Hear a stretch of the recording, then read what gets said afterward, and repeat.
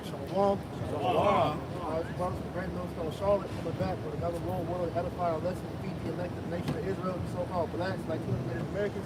All right, those who are Israelites who see your father that may not look like your average everyday Israelite, this message is for you. All right.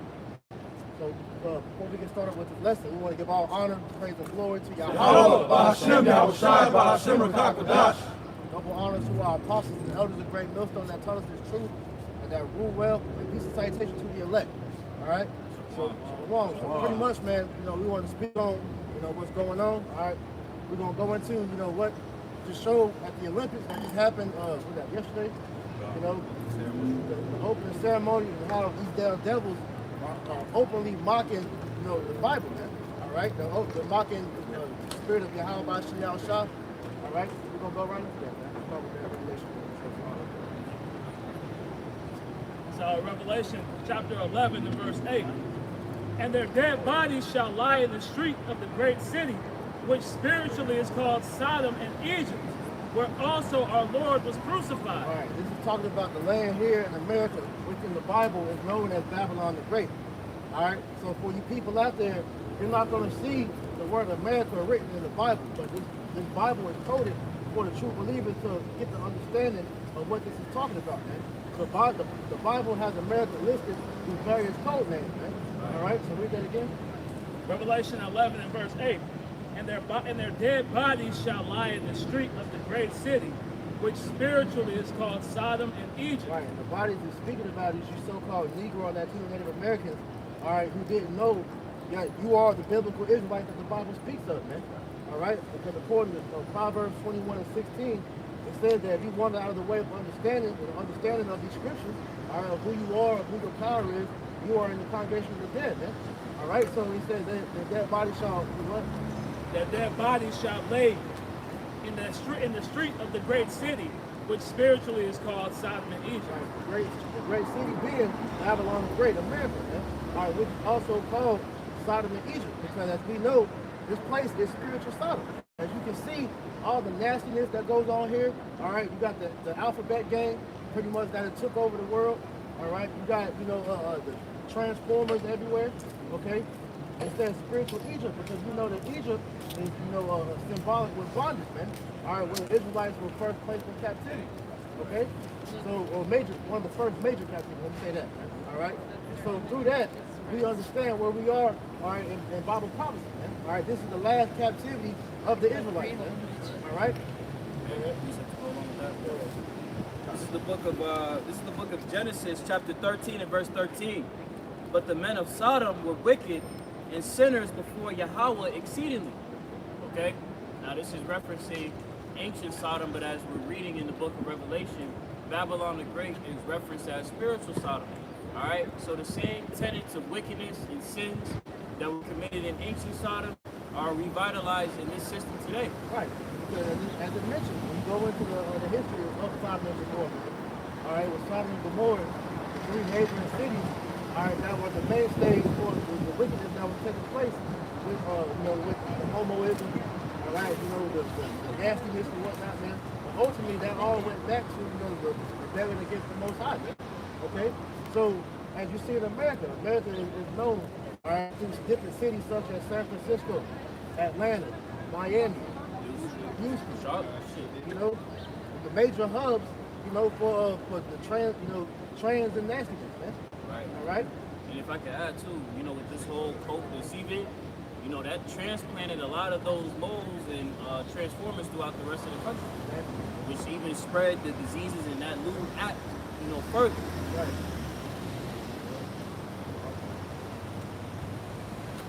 So this is an article off of thepeoplesvoice.com. It reads, drag queen parody of the Last Supper at Olympics opening ceremony sparks outrage. It says the performance at the Olympics opening ceremony in Paris has sparked outrage and been accused of mocking Christianity with a drag queen parody of the Last Supper. It says 18 drag queen performers recreated the scene and depiction of Yahweh Shai Hamashiach's final meal with his disciples before his crucifixion. Right. And when we go into the Olympics, we understand that the Olympics is always a hub of great, rituals that pretty much, Esau uses to pretty much, help bring in their new world order. All right, so when we saw with this latest ritual with all that, transformerism, all right, like we were talking about before, this could be Esau's last hurrah, all right, with these rituals, man, before this shit really takes off, man. So it's kind of symbolic that they use this, particular ritual to mock the Last Supper, man. All right, go ahead.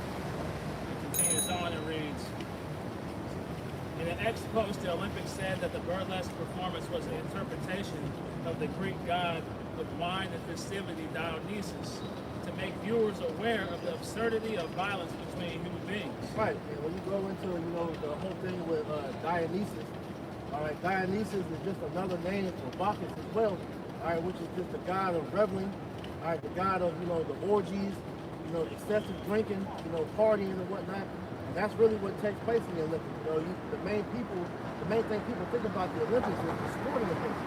But you gotta think about the debauchery that goes on the outside of the Olympics. And when they get through their events, all right, how they get together and just pop each other, all right, do all type of debauchery together, man. That's really what the Olympics is. It's a big ass orgy, all right, which took place back during the ancient Greek times, man.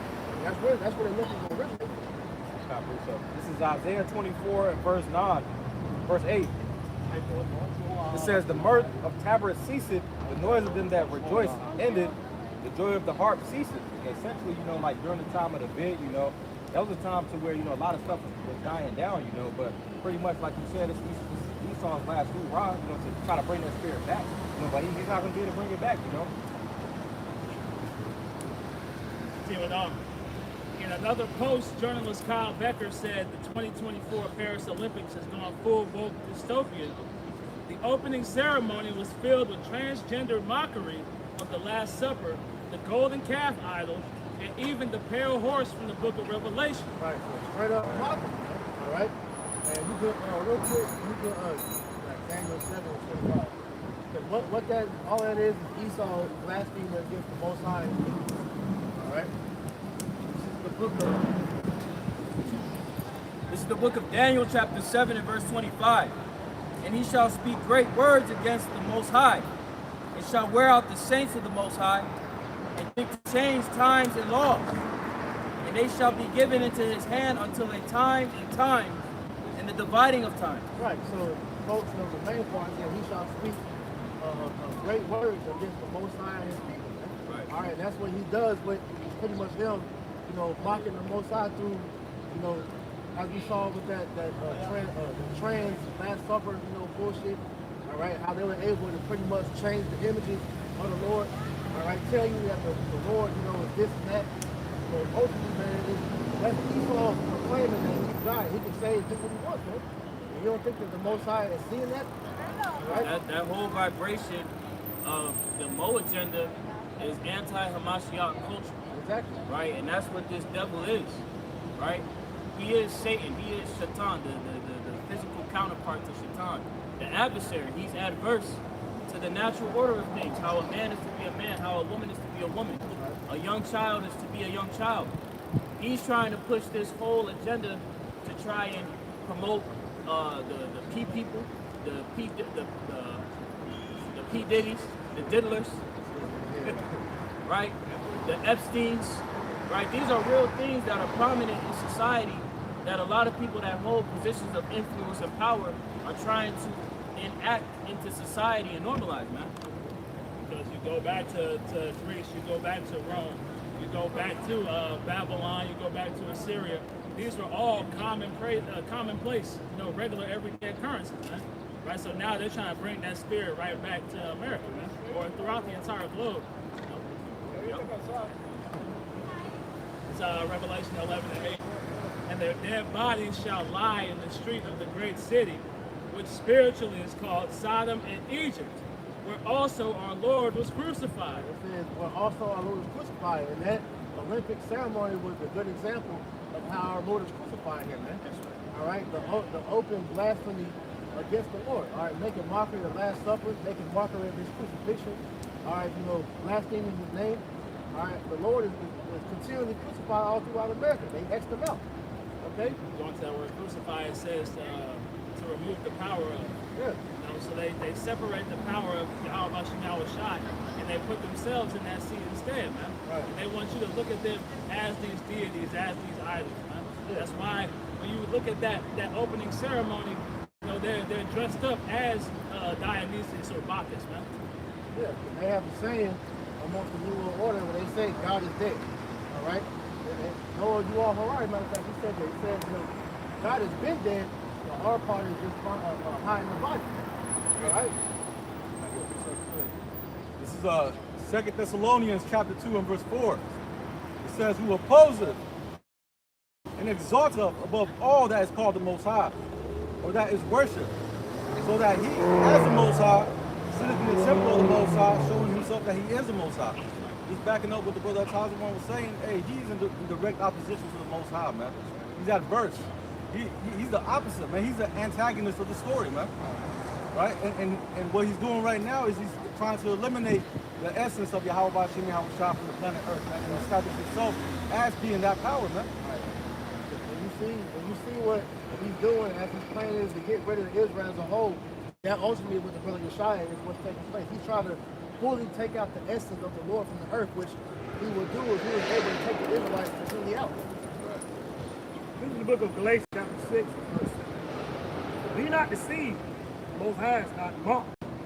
For whatsoever man soweth, that shall he also reap. These devils, they been mocking. Most High is not mocked. Y'all gonna reap what y'all sow. Y'all out here perpetuating this damn evil all throughout the globe, and you gonna reap the same, man. But I see the missiles come raining down on you while y'all eat. Yeah. Because like the brother said, man, the Most High is tallying everything that's being done and said in the earth, man. All right, and when you go into pretty much what history has shown you, all right, nobody gets away. You know, literally, no one gets away, man. All those that came against the Most High, the Lord struck down, man. All right? So just as Sodom and Gomorrah in the past, all right, how they was judged, you know, violently for what they was doing against the Lord, America's going to be no different, man. This is Jude chapter 1 and verse 7. It says, even as Sodom and Gomorrah and the cities about them in like manner, giving themselves over to fornication and going after strange flesh, are set forth for an example, suffering the vengeance of eternal fire. Right, so here it is in America. You have all these cities, you know, pushing forth this damn gay agenda, man. All right, they're giving rights, they're paraded as heroes, giving courage awards and all this bullshit. All right, when all that really is just, you know, straight up, you know, just blasphemy against the Lord. And ultimately, it's them, you know, proclaiming their wickedness, you know, to make it seem like that this is something good, man. And in doing so, you're beguiling the people and making it seem like this is a courageous act. But it is, like I said, it's blasphemy, man. Because the Most High, he discussed it. He discussed that sin. Like you made the point, you said that they're trying to portray it as something good. Just touch on that point. If I may, right quick, just grab it. This is the book of Isaiah, chapter 5, and verse 20. Woe unto them that call evil good and good evil, that put darkness for light and light for darkness, that put bitter for sweet and sweet for bitter. Okay? So the things that the Lord said to abstain from doing, right? The things that the Lord said were not pleasing unto him, right? This world has now uplifted under the rule of Esau, Edom, the self-proclaimed white race, as things that are good, things that are of benefit. All right, but you Israelites, you so-called blacks, Latino, Native Americans, and Hispanics that are coming back to serve the true God, right, of Israel, you are to abstain from these things because we see the direction that this world is going in. They're not abstaining from this order any longer. They're putting this at the forefront. They're doing that, not realizing the end result of what that's going to take place as. All right, because this we read in June. All right, look what happened to Sodom and Gomorrah, man. All right. The Lord rained down fire from heaven into those 5 cities, you know, as an example for those that live ungodly, man. So if America is taking the same path as Sodom and Gomorrah, what do you think is going to happen, man? Okay? It's going to be the same thing. All right, but this time it's going to be worse, man. All right, because when you look at when the Lord did that act to Sodom and Gomorrah, man, to this day, that land is barren. All right? They went over there. Esau, he did a diligent search, man, to make sure that this story was real. All right, so he went over there and did, research in salt deposits. That shit was so heavy, so where vegetation can't even, they can't even grow in that land like that. So how much more America? When the scriptures really tell you when this land is destroyed, come over here, and when this land is destroyed, no man's going to dwell over here any longer, man. All right, so if you Jason any wisdom about yourself, you will see that this path is going to end well for those that want to walk in that same direction. It talks about how in lewdness is great want, for lewdness is the mother of famine. And that word lewdness goes into great perverseness, man. And that's all we see is perverseness being perpetuated throughout the world. Right? And it started here in Babylon the Great. This is Isaiah chapter 4. This is the book of 2nd Ezra, chapter 2, and we'll start at verse 8. And it reads, Woe unto thee, Asher, thou that hidest the righteous in thee. O thou wicked people, remember what I did unto Sodom and Gomorrah. God. So, the whole point is, backing off the priest actually said, man, remember what the Lord did unto Sodom and Gomorrah, man. There's a lot of, cornholing going on back then, man. Right? You had a lot of people that was trying to, as a matter of fact, during the time of Lot, you had the people that was bugged out, going, knocking on the door, trying to have sex with the angels, man.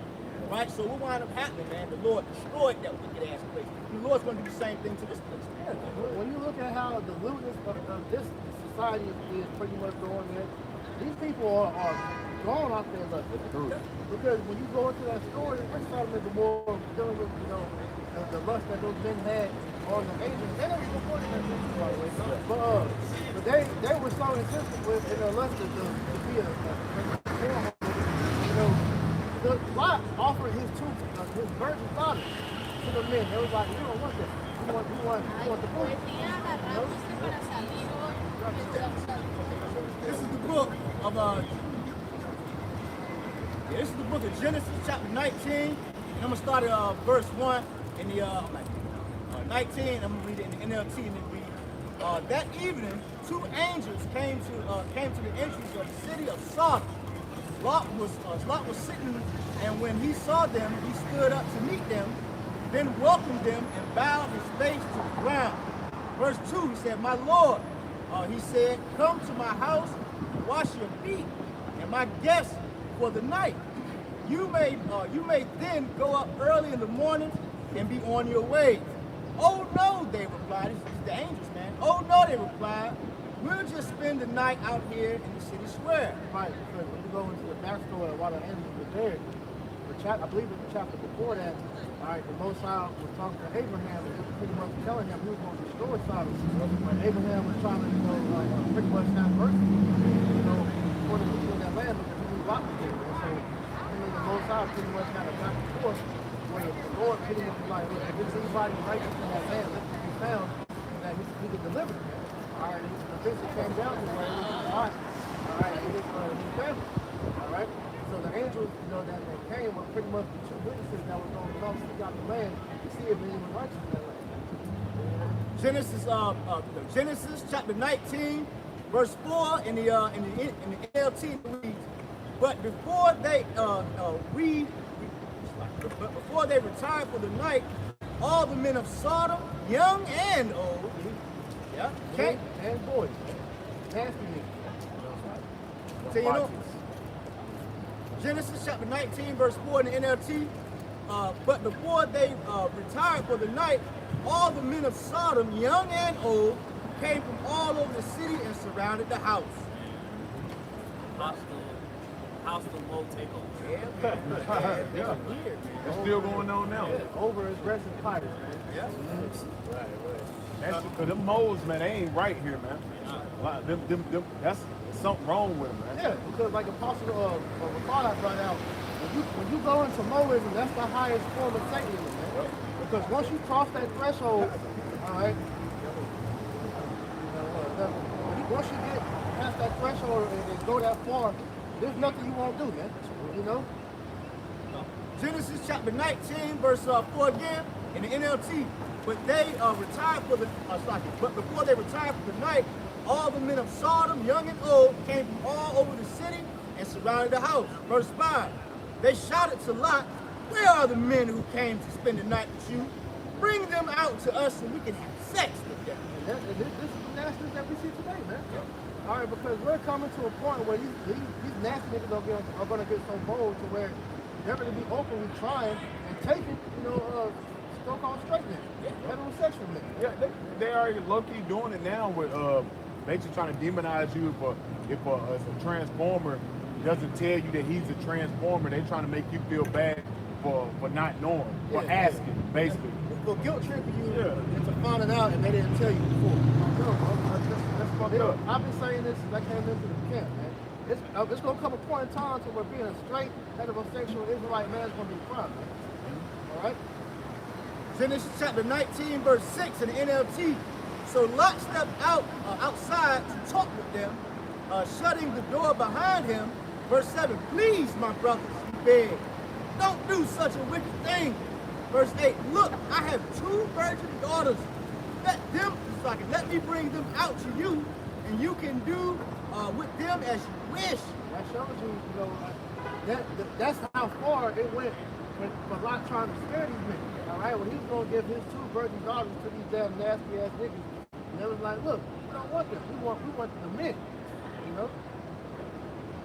Genesis chapter 19, verse 8 in the latter. But please leave me. Sorry, I'll read it again. Genesis chapter 19, verse 8 in the NLT. Look, I have 2 virgin daughters. Let me bring them out to you, and you can do with them as you wish. But please leave these men alone, for they are my guests and are under my protection. Right, because according to our custom, when we had guests come into the city, all right, we had an Israelite that would take those men in, and they would be under their care until they left, man. You know. Genesis chapter 19, verse 9. Genesis chapter 19, verse 9, in the NLT it reads, stand back, they shouted. This fellow came to town as an outsider, and now he's acting like our judge. We'll trust you far worse. It's like we'll treat you far worse than those other men.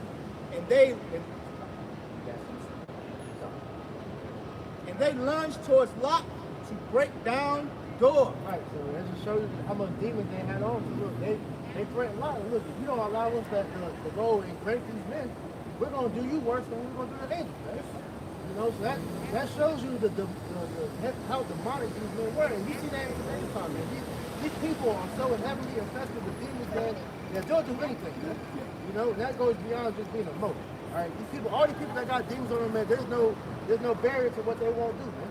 And as you see with the Olympic video, bro, these motherfuckers are out in the open, just fully pushing forth this shit to the masses, man. And you speak against it, you're looked at as wrong. Yeah, they're blatantly telling them they worship Satan. Exactly. And that shows you how stupid you people is. I seen a TikTok the other day, probably was yesterday. The lady was like, when it comes to Super Bowl, you people rally for a football game, over 1 million people down for a soccer game to watch Messi. But when it comes to this sex trafficking, it comes to this pedo, where the hell y'all people at, man? Right. Showing y'all really don't give a damn, man. Y'all don't really care. That's showing you the mindset of these people. And when you read Isaiah the 6th chapter, that shows you that that's true, man. You people are clearly in gross darkness, man. Y'all don't give a damn about these kids like y'all say, man. Y'all don't care about the youth like y'all say. All y'all care about yourself, man. And that's why the Lord has to destroy this place, because this place is going in the same route of Sodom and Gomorrah, but worse, man. That's why the verse read earlier, Isaiah 5:20, woe to you that call evil good and good evil, man. Yeah. Because judgment is so skewed in this place, man, to where like these people don't give a fuck about nothing anymore, man. All right, but when you have people trying to stand up for righteousness, all right, we are demonized because we're going against the status quo, man. But we, like I said, we understand the direction of where we're going, and this is why we are those witnesses as well as the angels were when they came to Sodom and Gomorrah. All right.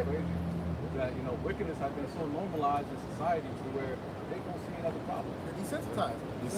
Right? They see all these moles, they see all these wickedness going on, kids being kidnapped, raped, and all this thing.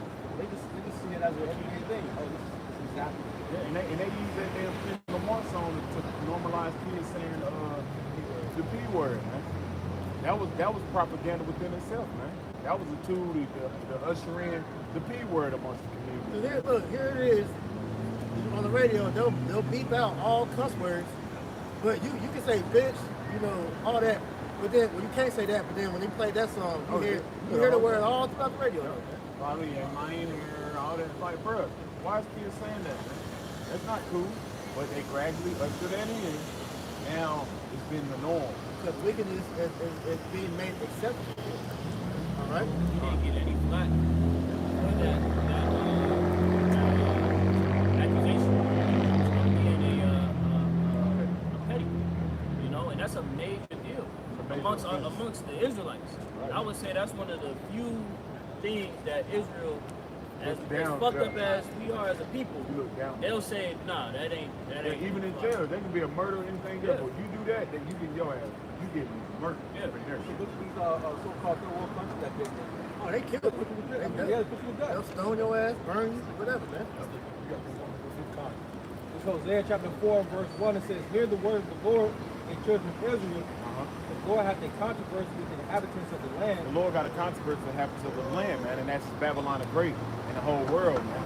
Because this is what land dwelleth in wickedness, man. Keep going. Because there is no truth, nor mercy, nor knowledge of the Most High in the land. And that's what priest is going into, man. There's no truth in the land, man. Nobody want to hear the words of the Heavenly Father in the Bible, man. They don't want to hear that, man. Ain't no mercy going out, man. You see that throughout the society, man. People are literally embracing degeneracy, man. Here in the society, man. Black culture embraces degeneracy, man. Weirdos, sickness, man. They don't embrace life, man. They embrace darkness, man.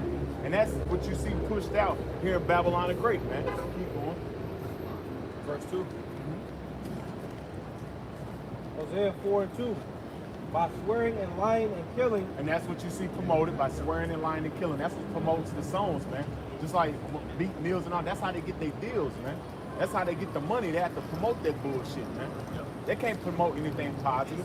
They can't promote anything for the youth to embrace them, to encourage them to do something positive to the community. They have to embrace them to be fucking goddamn little degeneracy through the community. To go run through the neighborhood at nothing but rational fucking the damn Ninja Turtles shooting up shit, man. If I can add to your point right there, you had a rapper, Vince Staples, who had an interview on the podcast. He liked to touch on that topic of like, we know we can, stand up, but we know we're gonna get blackballed, we're gonna get flagged, and nobody's gonna be there to help us when that time comes if we stand up. Because they know. That's just that's your leaders right there. They're easily compromised. Man. Yes. Easily compromised. What as the scriptures say, man, why trimmest thou love? Why trimmest thou ways to seek love? That's what you get amongst your so-called leaders, Jake. Yes. Your Al Sharptons, your Jesse Jacksons, your Martin Luther Kings, all these fucking lame-ass bootleg leaders, man. That's what you get. They trim their ways to seek love so they can keep getting that bag, man. They do the testable acts to pretty much keep it going, which is what you see going on in the Olympics right now, man. Yeah, man. All right, LeBron and all these niggas, you think they're over there just playing basketball? Nah, man. They're over there doing all heavy type rituals. Nasty shit going on in the background. Because like I said, when you go into the Olympics, man, that goes back to priests during the time of the Olympics back then. What was going on? Orgies, illicit sex acts, satanic rituals, man. Gymnasium, which is naked. They was running around butt ass. They was competing in the Olympics butt ass naked back then. Why do you think it was actually that controversy with the USA track team, the women's? The track team, they pretty much had these women out there pretty much butt naked, man. The uniform literally had they box on display, bro. Look at this, look that shit up, bro. We had a bunch of them complaining. It was like, look, I might as well be naked. This way you got this shit all full of they damn box, man. Right. Somebody Hosea 4 and 2 in the latter, it says, and committing adultery, they break out and blood touches blood. And committed adultery and blood touches blood. That's promoted. That's what's pushed out in society, man. That's what your leaders push you to do. This is still your girl, man. This is go shoot up the block, man. That's the shit that's pushed in the black and Hispanic Native American communities, man. And it's all through the so-called leaders, which who follow who? Esau, the so-called white. This is why the Most High have a controversy with the land. Because all this place is a witness against you, how about shit I was shot. This is the book of 2nd Ezra, chapter 15 and verse 6. Matter of fact, I'll start at 5. Behold, saith the Lord, Yahweh Bashem Yahushai, I will bring plagues upon the world. The sword, famine, death, and destruction. Yeah, that's what you're seeing taking place, man. That's plagues, man. All these current events is taking place around the world. That's what you call plagues in the Bible, man. All these things is going on, man. All these different psyops, all these different agendas. That's the plagues that the Lord's doing to Babylon the Great and around the world, man. And it's only going to increase here in the latter days, man, because this world's dwelling from wickedness, man. That's right. Verse 6, the following verse provides the context as to why verse 5 is going to occur. For wickedness have exceedingly polluted the whole earth. For wickedness has exceedingly polluted the whole earth, man. That damn shit was vexing, man. That was vexing, bro. Here it is supposed to be Olympics, and here it is supposed to be promoting kids that want to go out, be gymnasiums and run track. Here it is you promoting the LGBT nasty. What does that got to do with the Olympics, man? Indoctrination. Indoctrination, man. Come on, man. And that's what you're seeing pushed out through the world, man. Through Babylon the Great, man. Right. All the whole world has been drunk off the philosophy of Babylon the Great, man. It's democracy, man.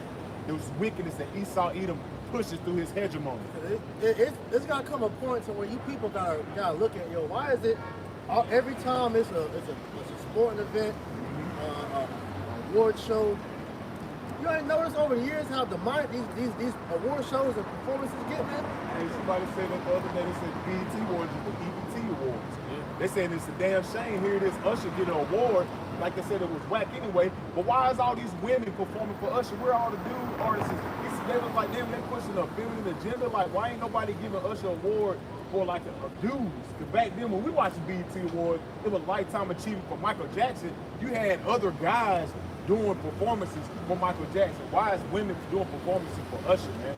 Basically, going back to what Priest saying, man, these are agendas that they're pushing out in the society, and none of you are standing up for it, man. Right. But You with it, man. That's Psalms 94 and 16 down to a point, like you just said, brother.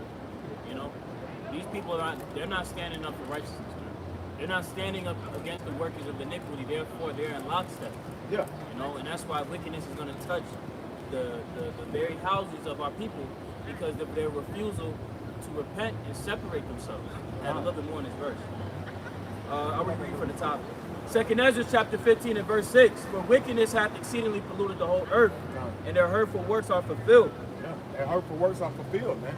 Just look around, like we always say. Have you seen niggas lately?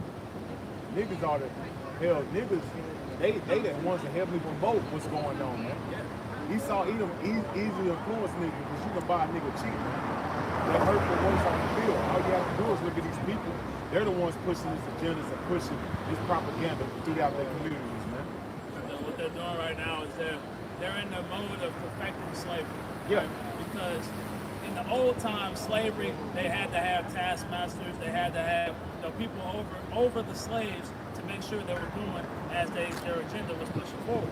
But now they're using your own people as those overseers, right? So now they're more hands off than ever. But what we're seeing is those enchantments are getting weaker and weaker. So now the wickedness that they promote has to get stronger and stronger. More overt.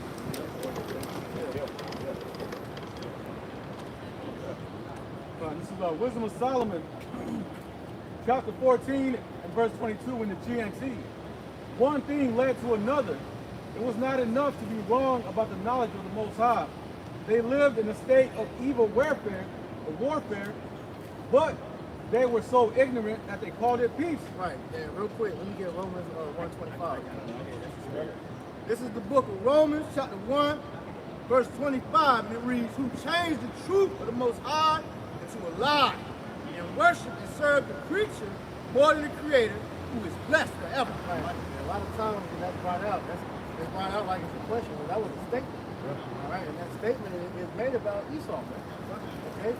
Because Esau did just that. He did change the truth of the Most High to the lie, because when you look at Christianity, you're really looking at Satanism, man. All right? Because Satanism is all about self-glorification. All right? And when you look at the Christians of today, that's really what they're doing. And that you being in that holier than thou spirit, all right, you're lording your worship of Jesus over everyone else. But then when you actually look at the works of what you're doing, you're not giving praise to the Lord. You're giving praise to Satan, man. Yeah, you're a hypocrite, man. You know. And when you see what's being done behind closed doors, your biggest Christians, they're Satanists, man. The pastors, you know, these people are prominent, you know, positions where they can get on there and talk about, you know, I want to give all praise to God and Jesus.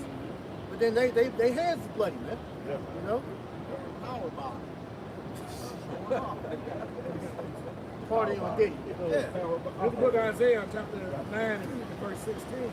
Reads, for the leaders of this people come from the hell, and they that are led of them destroy. Yeah, leaders of our people, man, being the elders of the so-called elders of the so-called community. All right, the people of prominence that Jake looked to and idolized, man. These niggas are wicked as hell, man. All right, like to give you an example, you know, we use Jay-Z all the time, man. Jay-Z, he made his whole career of telling you how he destroys people. Selling drugs, and he openly telling you he worships Satan, man. The nigga had a shirt talking about do as thou wilt. Where you got that from? How was the phone, man? So all throughout the scriptures, he blasphemes all through his songs, his catalog, man. He blasphemes the Most High, man. Yeah, he said that life begins when the church ends.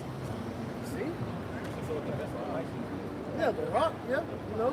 But these are one of many examples of these guys that don't bring you to the Most High, man. They help, you know, keep you away from the Lord, man. All right, give you the illusion that making it, you have to pretty much sell your soul, man, for that great paper money, man. You know, when there's more to that. Go ahead. This is Solomon, chapter 14 and verse 23. They murdered children in their initiation rituals. Celebrated secret mysteries. Now, if I could add to that right quick, does that not take place now? These people, they act as though the Bible is not fitting the times and seasons that we're in today. No, so like, because all these sporting events, have you not noticed everybody always dies before a trophy ceremony or something takes place? Somebody already died at the Like village. Bill Walton died before the Celtics won the championship, literally like a week before. It was all symbolism. Like the brother said, you had the U.S. boxing coach. Samoa boxing coach. This nigga died the first day of the Olympics. In the village. Come on, man. That's hard. It says, continuing on, and held wild ceremonial orgies with unnatural practices. And is that not what goes on there at the Olympics? All right, I believe the article we was talking about earlier in the forum, these niggas, they said they was providing condoms for all the people that was coming to the Olympics, man. Providing condoms. And that's all they're going to be doing. After they get through with their events, all they do is go and smash on each other, man. You know, diseases get passed on and everything, man. It's swinging and all that, man. Come on, man. That's exactly what that is, man. Go ahead. Verse 24. Man, is that not promoted in America, man? Hey, I believe that was last year when they had, you know, the secret freaking parties down in Atlanta and one in Florida. You know? Continuing on. Verse 24. They no longer kept their lives or their marriages pure. A man might kill another by an act of treachery or cause him grief by committing adultery with his wife. And that's rampant amongst the so-called black community, man. You know, niggas get off on popping another man's woman, which, by the way, is gay. That's homosexual as hell, man. All right, because when you lay with a woman, you are imparting your essence on her, man. In her, on her, wherever you know what you do, man. So when then you got another nigga that want to come behind, and y'all sharing seed on this bitch, man. You and the niggas is natural, man. I mean, you and the woman is natural, man. Put me in that same boat. Continuing on. Verse 25. Everything was a complete riot of bloody murder, robbery, deceit, corruption, faithlessness, disorder, and falsehood. Right, because when you go in the ancient Greek times, man, they would get so messed up to where it'd be, you know, fights break out, people die, you know. So this is just a more toned down version of that, but it's the same thing. It's the same thing. You know? Verse 26. Harassment of innocent people, ingratitude, moral decay, sexual perversion. You see that when these motherfuckers, like you said, when they get drunk and do these damn games and shit, man. They be harassing people, man. All these parties. See what they did when they won that damn game and flipped over cars and doing all types of shit, man. That's exactly what the Bible speaks. This is why apostles gave an order for brother not to be in no damn club, man. That's a hotbed for wickedness, man. Spirits. Adultery, reveling, all that, man. People having spirits on them, for real. They drinking that alcohol has spirits on them. Smoking that weed, got spirits on them. Nigga, all the perks and Yeah. ecstasy and shit. It's nothing but demonic, that's nothing but demonic debauchery going on in there, man. If I can add real quick, them having the Olympics in France right now. When you go into the French Revolution, they call it the sexual revolution, right? And just this real quick, it says rethinking gender, sexuality, and the French Revolution. The French Revolution was a sexual revolution. It repeatedly challenged the ideas of what it meant to be masculine or feminine, and the rights or duties associated with those identities. Right. If I can just speak real quick, because the sexual revolution was the beginning to where masculine people began to come out. All right? Disco era and all that. And when the line started to be wrong, you had androgyny. Who was one of the main forces that they were using for Prince? You know? Continuing on, it says, it also fundamentally transformed the family and changed laws around sexual behavior. Popular understandings of gender and sexuality shaped how revolutionaries approached everything from political rights to policing, to education, to nationality, military recruitment. That's pretty much the point. Just how this whole it's not a coincidence that they're having this Olympics in France right now, or in Paris, because it's a hotbed of so-called sexual revolution. See, what's the main topic? What's the main thing people go see when they go to France? Tower, right? You already know where that goes down to. You go back to Egypt. Yeah, come on. Thank you. Come on, man. That's why we always tell you, Jason, man, this is a spiritual warfare that's taking place, man. It's very, subliminal that Esau puts out. But a lot of it is a sexual immorality that's in your face and you don't even realize it. You know? Now that's what I heard me Power Live, witchcraft is that 6 years, right? So this is all due back there. It's sex, man. Yeah. When a man, can't control his desires and lust, man, he becomes a slave unto that, man, and he needs control. That's why when you go into, not to land on it, but you go into like pretty much, porn is legal, all right? Because when you go back, that was a war tactic. You can actually read about that in the Art of War with Sun Tzu, man. All right? They said that during World War I, I believe either World War I or World War II, they would send little pamphlets out of women, and the soldiers, their minds wouldn't be on the war no more because they was all horny and shit, man. Right. You know? So it shows you want to destroy a nation, all right, give a woman, sexual liberation, man, and make duty illegal, and that's what you have today, man. This is the book of Romans, chapter 1. I'm going to start at verse 26. And it reads, for this cause, the Most High gave them up to vile affections. For even their women did change the natural use into that which is against nature. You got a lot of women out there, man. Right? In today's society, a lot of these women out there that want to lay down with other women. Right? That's the laws that hell out. All you women that are doing that, you're going to be destroyed, man.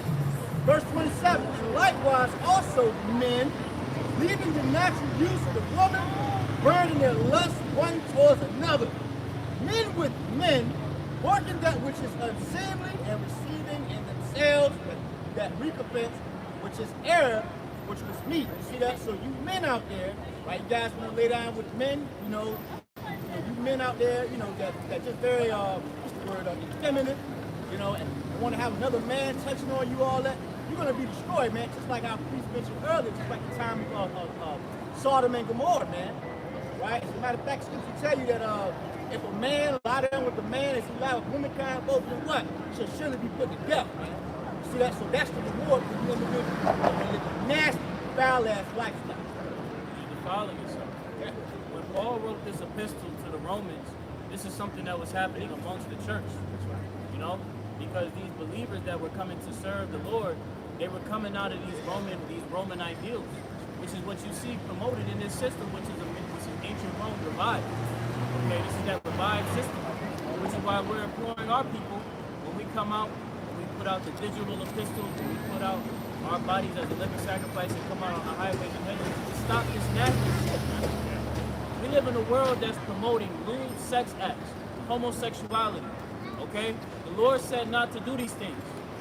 Okay, if your pastor is saying that you can do these things, your pastor's a liar. Okay, the Lord does not condone these things in the Old Testament as well as the New Testament, the Old Covenant and the New Covenant. Right, Homosexuality has no place in the Lord's dwelling. That whole inclusion doctrine, that's off, man. All right? Because you're not supposed to just accept anybody for how they are, man. The Lord has stipulations on what you accept and what you don't. You know? That's just basically going to add to the scriptures for that, to basically for their lust. So, Wisdom of Solomon, 14 and verse 26. Harassment of innocent people, ingratitude, moral decay, sexual perversion, broken marriages, adultery, and immorality. The worship. Moral decay is on a high, is very high in the society, man. These people are stupid as hell, bro. Literally. I'm not even to make a joke out of it. The people in this society are very, very stupid. Yeah. And it's sad that you can just look around and know that a motherfucker dumb because they don't know what's going on, man. The way they dress, the way they act, the way they uplift these damn so-called celebrities and put them on a high pedestal. These people in the society are very, very dumb. It was an article that came out a couple of years back that pretty much said that people who idolize celebrities have a whole idea. They do. What you think going on in that damn Travis Scott concert? Over 80,000 people showed up for that shit. You know they fucking up. Majority of them people in that concert are very low stupid. Low. 80,000, bro. That's nothing but wickedness going on there. And 80,000 people showed up for that dumbass shit. That's what people call out Sod's children. Right. They was fully influenced. I wanted to add to a point that Taz Malkat made. This is why the ability to receive the Holy Spirit is a blessing. Because before this truth, as it tells us in Ephesians, the 2nd chapter, we were once walking as that. You know, stupid, low vibration. You know, but through the grace of the Lord, we now have our senses brought back to us. We have that eyesight, as it tells us in Revelations 3 and 18, because this man has intentionally designed this system to bring you on a low vibration. That's why everybody says, oh man, they're killing us with the food. Why are they killing you with the food? You gotta think critically. They're killing you with the food to bring down your understanding, to kill you slowly. That slow process of killing you, your attention span is being thwarted with these apps and this technology, you know? This man is intentionally trying to put you in disarray to where you can't even come up against him. You just go with the program. You gotta go to work. Like, you don't give a fuck about anything in life outside of work, sex, and money.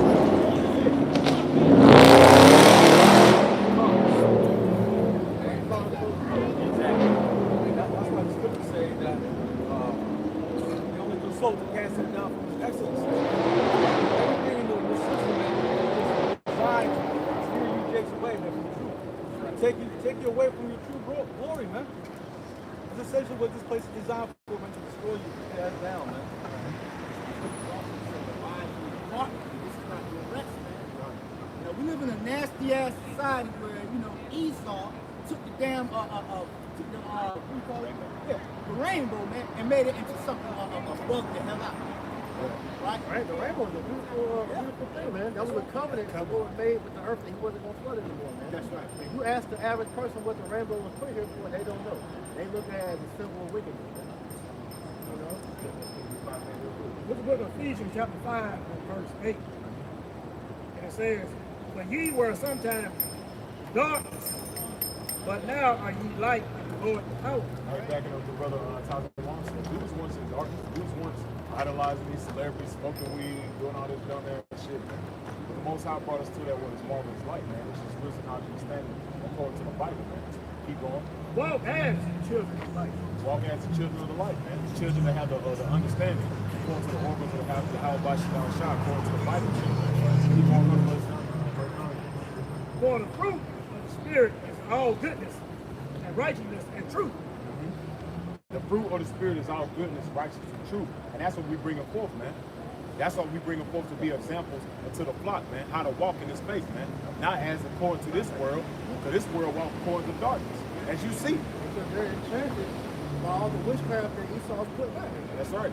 All right, but the Lord, like I was saying, man, hey, we have been taken out of that spell, man. We've been woken up in that spell. Yeah. So now we're walking with wisdom to understand the situation that we're in.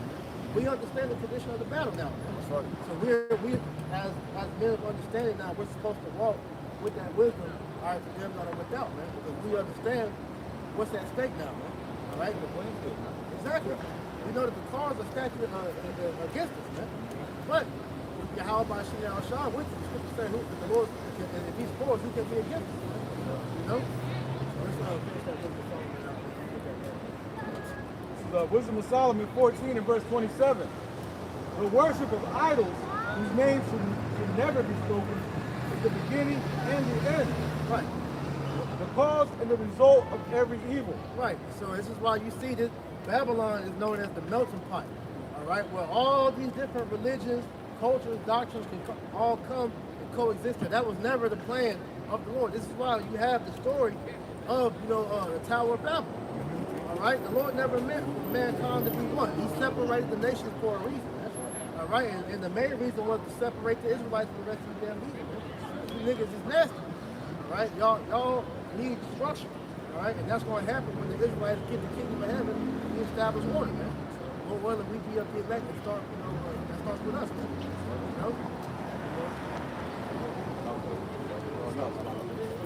Verse 28. People who worship them lose control of themselves in ecstasy. Right, and this is what we see. Like the brother said, moral decadence is at an all-time high, man. Yeah. All right, and so these people, all right, who are enchanted by these demons, they have no self-control. And when you see the average everyday person, they're not dealing with their true self, they're dealing with the demon that's on these people. Man. This is why they have no control over what they do, man. All right, you sit there and you ask the people like, yo, why did you do that? They'll be like, I don't know. Because they got demons on them, man. Back up what you said real quick. Proverbs chapter 25, verse 28, it says, he that have no rule over his own spirit is like a city that is broken down and without walls. And that's what you see with these people, man. That's what you see, man. A lot of these people are broken, man. They don't know what the hell is going on, man. They have not a care in this world, man. But we, through the spirit and power of Yahweh Shemal Shah, we have a full more sure foundation, man. Right. That's why we're rooted in the spirit of Yahweh Shemal Shah. These people are not rooted in nothing, man. They're rooted in Satanism, man. When you go into the worship of these different idols, man, they open you up to these different demons, man. Okay? Because all religions have a certain form of worship that you must abide by, man. This is what introduces people to these different forms of religion. This is the book of Ephesians chapter 6, verse 12. And we wrestle not against flesh and blood, but against principalities, against powers, against the rulers of darkness of this world, against spiritual wickedness in high places. Spiritual wickedness in high places, man. All right? It's heavy demons that's plaguing this world right now, man. Me and Ashion did a video, I believe, last year, and they go into pretty much, like 3-4 like the main demons that Babylon is being infested by. One of the main ones is Baphomet, the dual gender demon, man. Yep. Which is why you see Esau trying to blur the lines between man and woman. Yep. All right. That brings forth confusion. Yeah, because what they said with that, when you can no longer tell the difference between man and woman, when you people don't know what that difference that is, it makes it easy for them to manipulate, man. That's called subversion.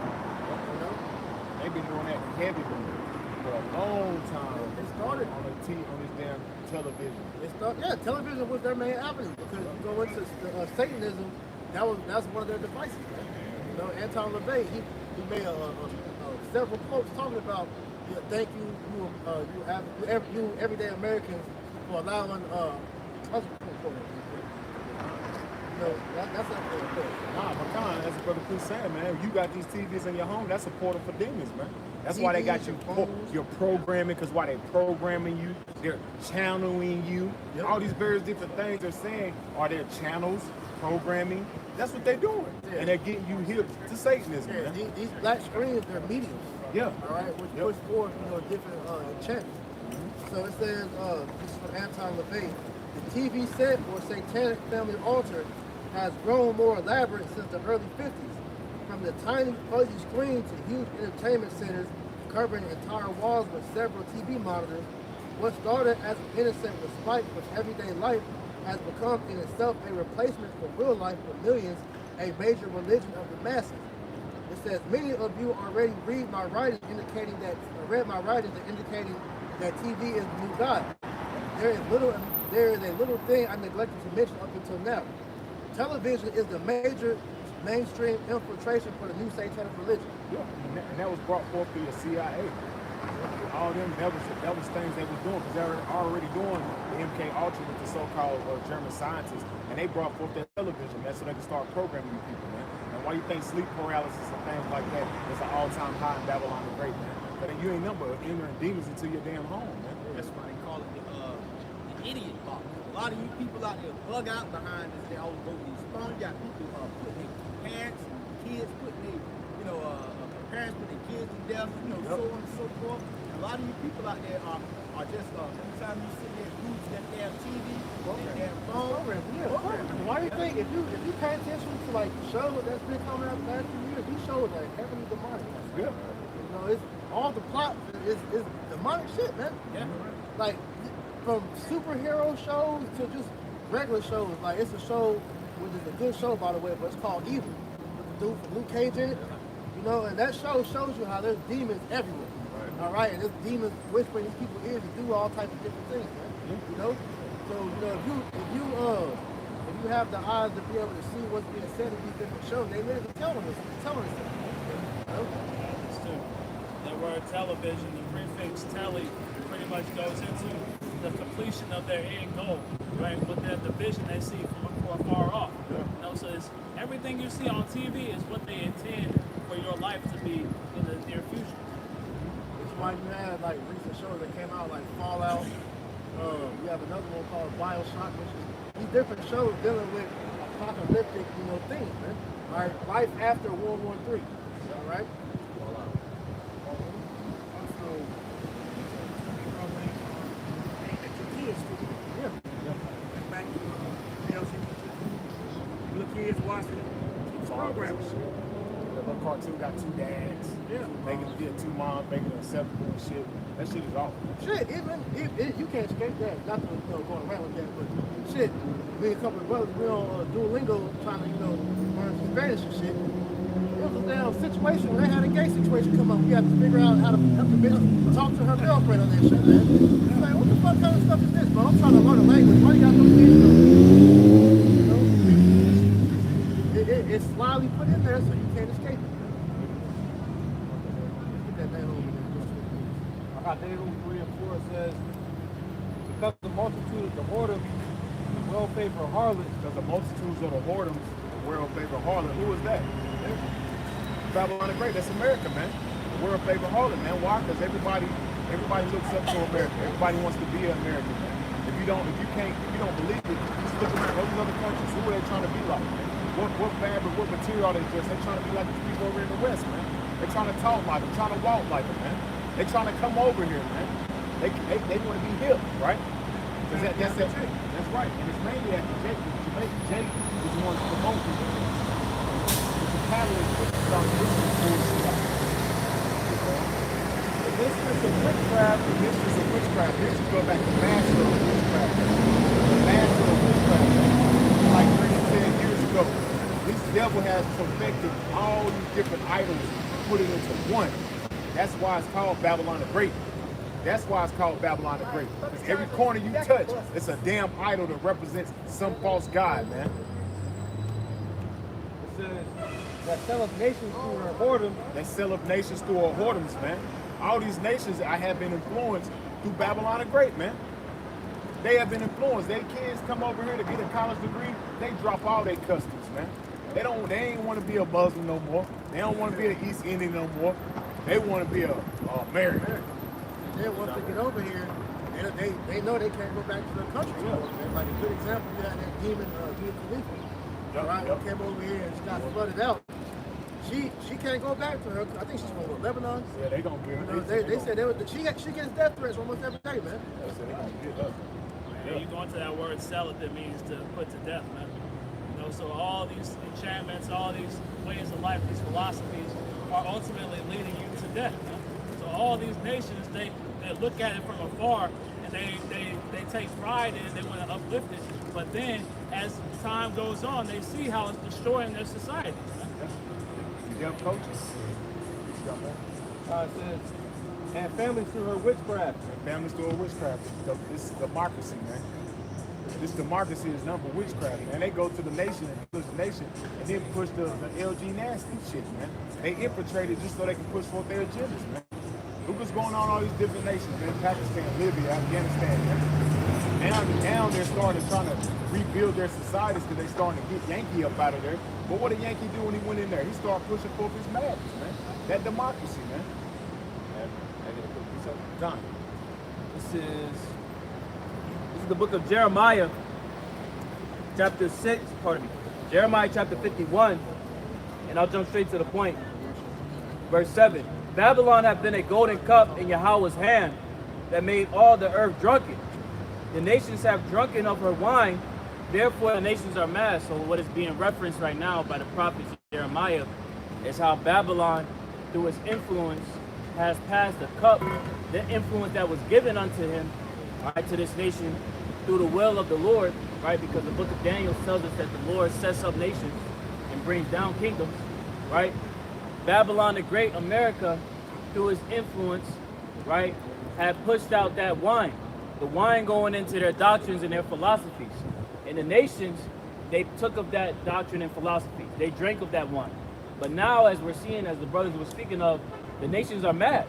Twofold. The nations have literally gone mad through taking on these doctrines and philosophies. But it's like when you look up that word mad, it goes crazy. Yeah.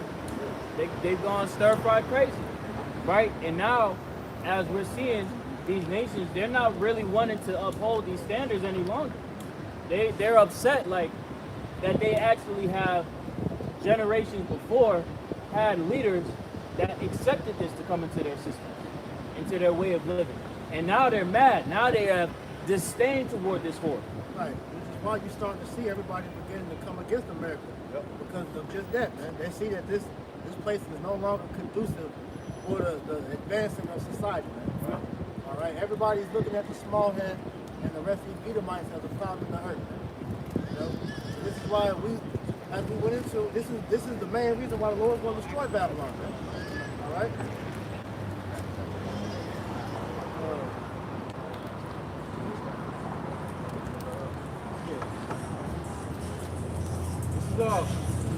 Book of Wisdom of Solomon. Oh, no. Oh, yeah. We're going to go into the destruction of Babylon. Start at verse 9. This is Isaiah, chapter 13 and verse 9.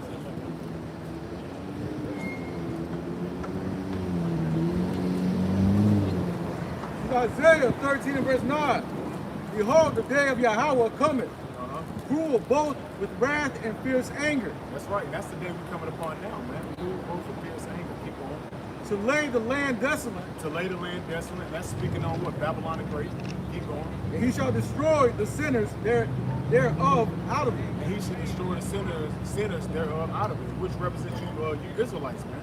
Somebody give me what is that? Amos 9 and 8, man. The sinners of our people, what? Should die by the sword, man. And the sinners are you Israelites, man. But also in the whole, it represents the whole world at once. This is the book of Amos, chapter 9 and verse 8. Behold, the eyes of the Lord Yahweh, power upon the sinful kingdom. The sinful kingdom, when this chapter is speaking on the Israelites, but it's still speaking on America as well, man. Because America took on the customs of the Bible, man. Keep going. And I will destroy it from off the face of the earth. The Lord said he's going to destroy it off the face of the earth, man. How is he going to do that? Why is he being epistles? Keep going. Saving that I would not utterly destroy the house of Jacob, Uh-huh. saith the Lord Yahweh. Okay. This is the book of Isaiah 13 and verse 10. For the stars of heaven and the constellations thereof shall not give their light. Because it's going to be darkened out, man. When this nuke hits this place, it's going to darken this whole shit out. Fallout. That fallout, that's right. And that's like the brother priest said. There's no coincidence that they have a show called what? The Fallout, man.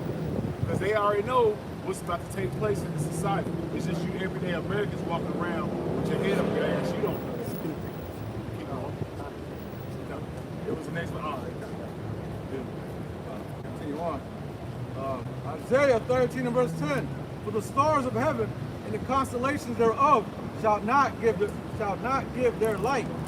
The sun shall be darkened in his going forth, and the moon shall not cause her light to shine. yeah, because we're coming in a time when the day of the Lord is dark, it's not light, man. As the scriptures say, man. That's what's about to take place here in Babylon the Great very, very soon, man. Praise God, fellas. Verse 11.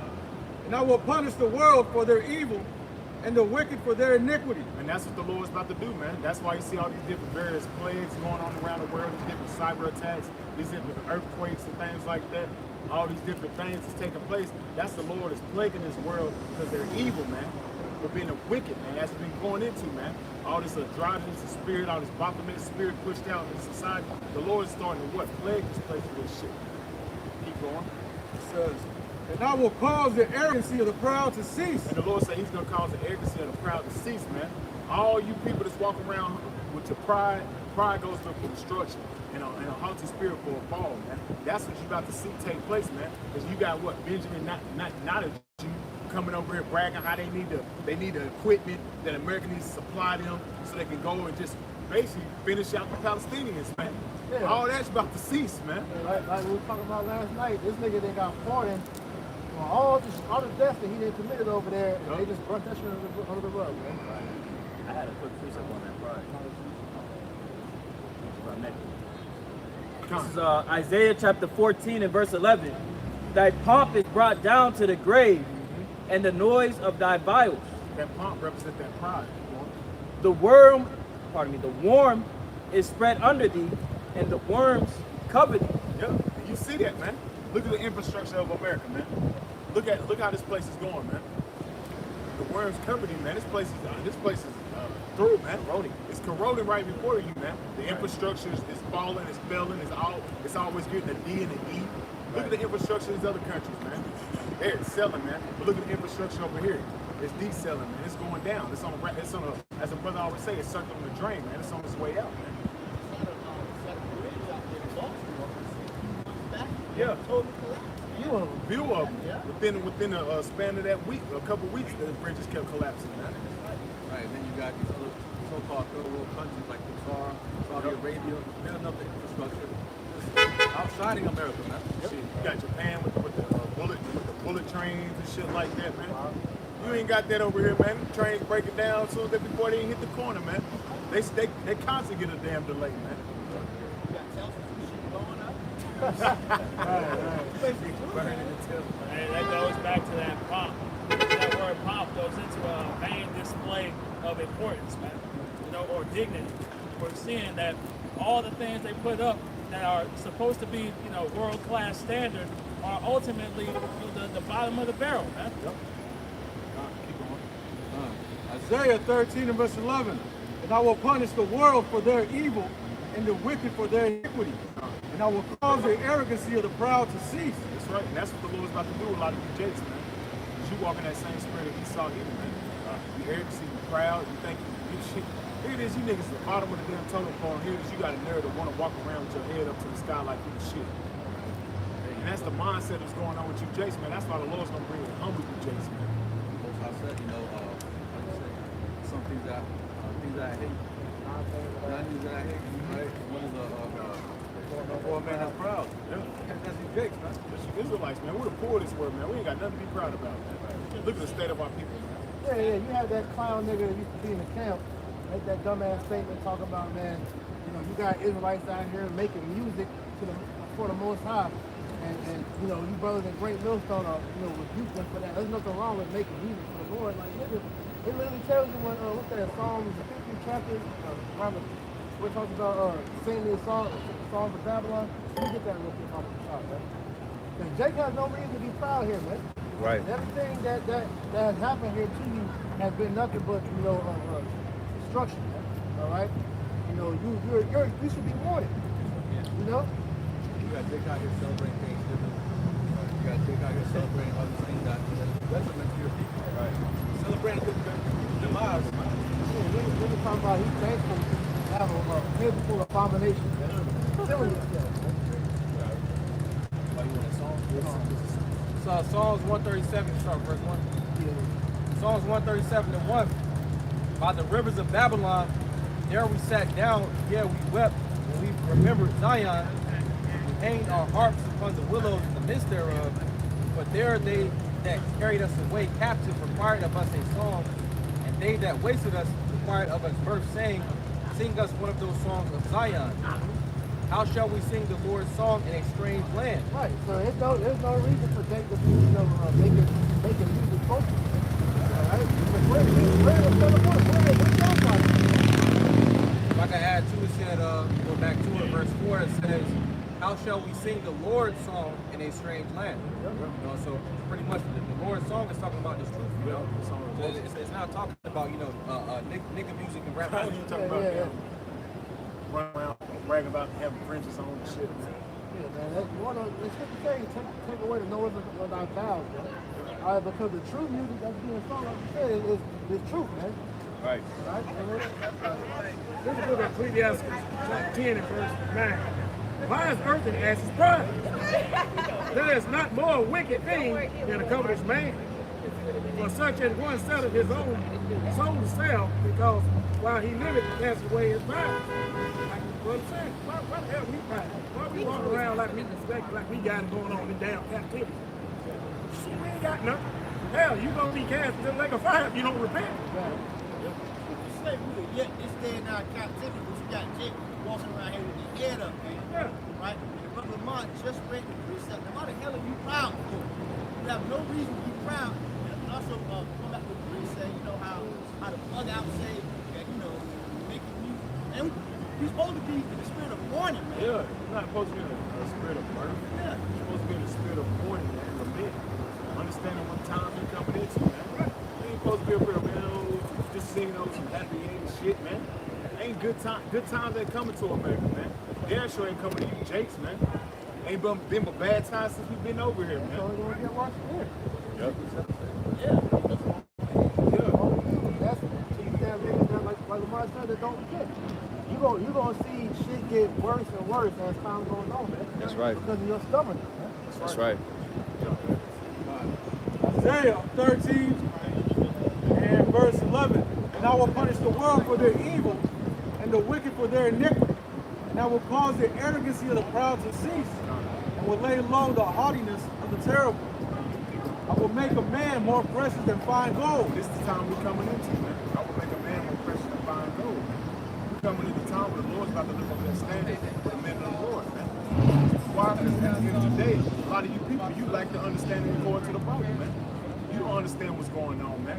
That's gonna be a time to get Isaiah 33:6, get Isaiah 32:2. We're coming at a time where the Lord is gonna lift up that standard for the men of the Lord and let you see that He's suffering with us. He's gonna let you know He's gonna make that great separation between those He's suffering with and those He's not. And that's the majority of you people, especially on this side. The Lord's about to bring forth destruction to the land, man. I got Isaiah 33. You want to get it? Come. It's Isaiah 33 and verse 6. It says, and wisdom and knowledge shall be the stability of thy time. And that's gonna make a man more precious than fine gold right there. The wisdom and knowledge, man. That's what's gonna keep a man stable, man. Right. Gonna keep a man on his basically keep him on his pivot, man. Right. He's gonna be aware of the times he's coming into, man. The spirit of discernment is gonna be on that man. Right. You're gonna look at that man and like something. The Lord's supping with that man, because he's not moving in the spirit of fear. He's moving in the spirit of discernment, man. Understanding the times and season he's living in, man. First Timothy, read that 2 and 7, where it says the Lord didn't give us the spirit of fear. He gave us the, Spirit of sound mind. sound mind, man. But that spirit can only resonate in you with the basic of the fear of the Lord. That's that access point to tap in to having that spirit of sound mind, that spirit of wisdom and knowledge, because the fear of the Lord, as we talk about, that fear goes into the reverence, the respect, the adherence to the will of the Lord. And that puts you in, you like, shit, you see how brothers is like, we like, let's go. The world like, no. Hey, it was a tweet from that rapper, I think his name, Money Man or whatever the fuck his name is. Right. And he was like, yo, why are these people talking about Israelites, you know, y'all rejoicing in the crashing of the dollar like that shit ain't gonna affect you too. Yeah. But we want that to happen. Right. We understand that's one of the many dominoes that need to fall so we can get the fuck out of here. Right. Niggas want the dollar to collapse because in their mind they think, oh, the dollar, the society is gonna be revitalized, and then we could come in and then we could establish the dominance in the world. No, that ain't how this shit gonna happen. Isaiah I was gonna say so like I didn't mean to cut off. Isaiah 33:6, in the latter it says, "And the strength of salvation, the fear of the Lord is his treasure." The fear of the Lord is his treasure, man. Just like the brother said, that's where it starts, man. The fear of the Lord, man. We fear the Lord, that's why we come out on the highways and hedges, man. We fear the Lord, that's why we're doers of the words, not hearers only. Yes, why sir. do we fear the Lord, man? That's why we reverence the Lord throughout our walk, man. And that's what's going to separate us from what's about to take place here in the society, man. That's why you're going to see that the Lord's suffering with these men. The Lord's got the spirit of discernment on these men. The Lord's getting these men through all these trials and tribulations right now to prepare them for what's about to take place, man. That's right. Because a lot of you Jakes, that's what you don't understand. This is practice running. This is practice. This is the rehearsal. That's why we rehearse the righteous acts. Why? Because when it really gets bad out here, we already built up. Our faith is already stripping through the shit we done been through right now. Right. While y'all in y'all leisure and playing and bullshitting and good, we're going through different trials and tribulations that's building us up for the time of Jacob's trouble, man. Y'all not going through that right now. For the guys that claim to be, you know, in the mix, man, and fell short, because either you got butt hurt or you trying to establish your own form of righteousness, man, that shows it's more you want to do it, man. More than he ain't with you. Yep. And it's going to be a sad day, you know, a sad time in that day because you got a lot of these guys that in their mind, they think the Lord dealing with them. Yeah. You know, what that scripture say, you know, Good to see you. that one too, but it said, Lord. Oh, yep. I never get depart from me. I never knew thee. I never knew thee. Right. That's what a lot of you guys going to get hit with in that day, man. Yeah. You about to get hit with that very, very soon, man. Once they turn this shit upside down, when they start crashing, when they turn these lights off, man, when they start bringing plagues upon your household, the Lord gonna let you know I never knew you, man. I Right. was suffering with you, man. I use you to usher in niggas. Right. So I can be justified for killing their ass, man. That indignation, that righteous anger. I'm justified for killing their ass because I usher you to be that false prophet. That's your life, man. Right. A lot of guys don't understand there's more false prophets than there are sincere true teachers, man. Yep.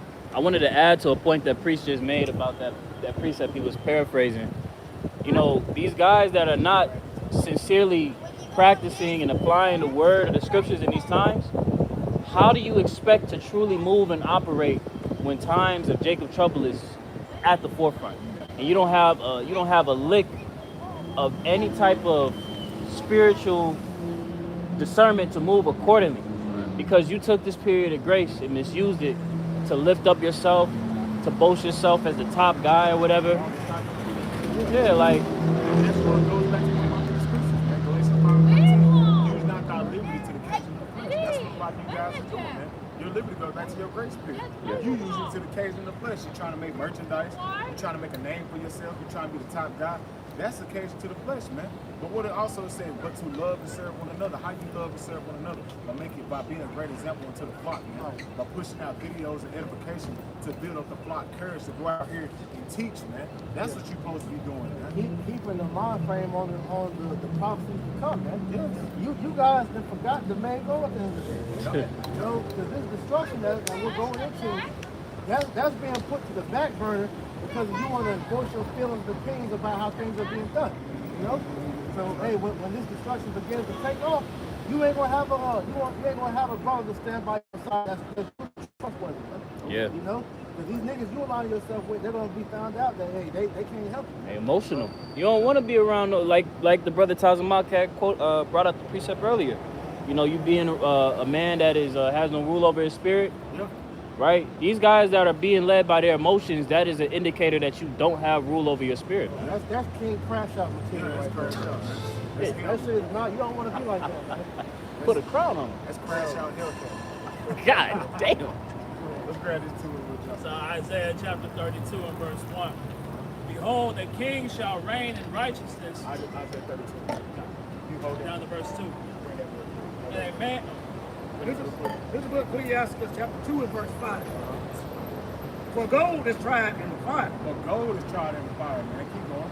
and acceptable men in the furnace of adversity. And that's what we pray that we're bestowed unto us, man. We'll be acceptable men through in front of that person. Because brothers is going through different trials and tribulations in their personal walk, man. But we're trying to be found as that gold, man. We're trying to be found as that gold in the eyes of the Heavenly Father that can get through it in the times of Jacob's trouble, that He'll bestow unto us that wisdom, knowledge, and understanding, so we can withstand the wiles of the devil, man. Because all hell is about to break loose, man. He saw Edom showing you all through these little movies and all these little previews of what he's about to fucking do. And we, through the spirit of discernment, we see it. So we pray the Lord put the spirit on us to withstand what's about to take place, man. 2 Timothy 2 and 5. And if a man also strive for mastery, That's right. yet he is not crowned, except he strive lawfully. That said, he strive lawfully, man. That means you got to put forth true effort, man. You can't be out here bullshit, man. You really got to be an example to the flock, man. And a lot of you guys really ain't a true example to the flock. You example to niggas in the world, man. This is what niggas do. Right. Niggas do shit like that, man. You make this ministry nigga shit, man. You haven't separate nigga shit from the true circumcision, man. And that's why the Lord is justified for starting to put some of you niggas to death. That's why we knew the Lord was gonna break that little bullshit up, that Sakara shit, man. Yeah. We already knew that shit. We knew That's that one years of the ago. niggas. Yeah. We knew that years ago. Pastor Tar been coined that, man. He's gonna shake up IUIC and ISPK as well, man. Yep. All these other groups are gonna get shaked up as well, man. Because why the Spirit of the Lord is not supple with them groups, man. You The should know Lord them put by the their Spirit on these guys to be false teachers and false leaders for Israel, so he's justified in destroying the 2/3, man. Because as you go in John 15 and 22, if I have not come and spoken unto thee, thou have not sinned. Now you have no cloak for your sin, man. The Lord is justified for that, man. And we already know it's some sincere brothers and sisters amongst them camps, man. And they're gonna gradually start coming out, man, throughout the spirit of the Yahweh Shem Yahushua, man. But right now, But that, it's like you have to cut you off, but that doesn't justify you making provision for them, man. That's right. Because you have a thing about being sincerely wrong. That's right. And guys like Masad, Macabre, you know, these other bug out Nate Lark, these guys are leading you so-called sincere people to your destruction. Yeah. You can be sincere, but you can be sincerely wrong as well, man. This is why it says, man, you gotta truly strive lawfully, man. that's right. The scripture also say, I wink at your ignorance, man. Yeah. The Lord winked at your ignorance because he understands that, hey, you got a zeal for what? Not upon the knowledge, man. And you have no excuse because all things are being made plain right now to where you should know on who's right and who's not, That's man. right. It's painfully obvious right now, man. All right, so if you're still confused out here, then obviously you're deceived, then, man. And that's to you, because what's not going to happen with the elect is that doubt that a lot of you people pushing out here, that's not going to be put on the elect, man. All right, the scripture says that none can take the elect out of his hand, man. So with all these things that's being said and done, all right, the elect is going to see through that shit, man. Right. And it's only going to be but for so long till the doors of mercy are shut. These people that want to stay with you people that ain't right, you're going to be stuck with it. And then we're going to see, are they going to be able to guide you in that day, man? That's right. You got that from the Lord. This is Malachi chapter 3 and verse 18. It says, 16. Malachi 3 and 16.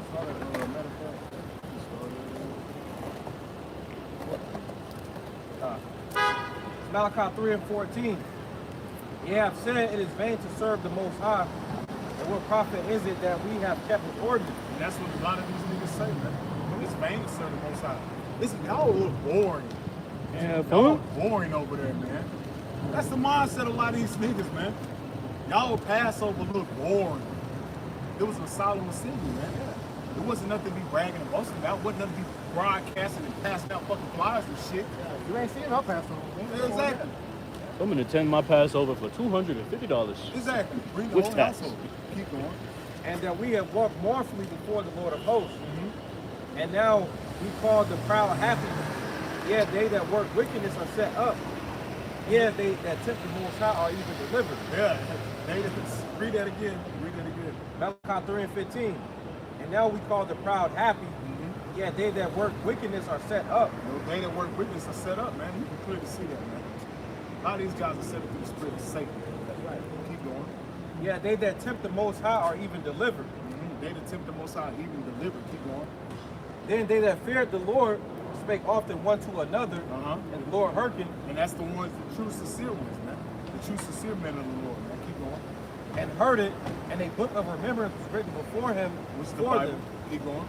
that feared the Lord and that thought upon his name. And that's the true sincere ones that really trying to seek Yahweh Shema Shah, man. That's really trying to seek salvation, man. It's really thinking upon Yahweh Shema Shah name and not playing with it, man.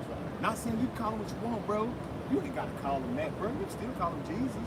You still do what you want. You still can do what you want. You still technically you still can be poor. Like you just all these little fucking gray areas with you niggas, man. The Most High is not supping with that shit. But this is why, you know, the order has been established amongst the body, all right? So where brothers are being, you know, told to come together. Yeah. All right? Because in the midst of us coming together, certain things are being shared amongst the body that the rest of Israel ain't getting, man. That's right. Which is why it behooved you to get in line with the order that was brought up. Because a lot of you guys that claim to be prophets and teachers, you niggas is doing this shit for play, man. Yeah, you just doing it. You doing it because you saw brothers on the highway, thought that was something you could do, so you got your little garment, all right, you learn some precepts, you out here teaching, but you don't really understand what you're involved in. Man. This is when the shit got real, and the Lord began to move to bring his people in order. This is why a lot of you bug out niggas are starting to buck up against it, man, because you niggas not right, man. Yeah, they lack order, man.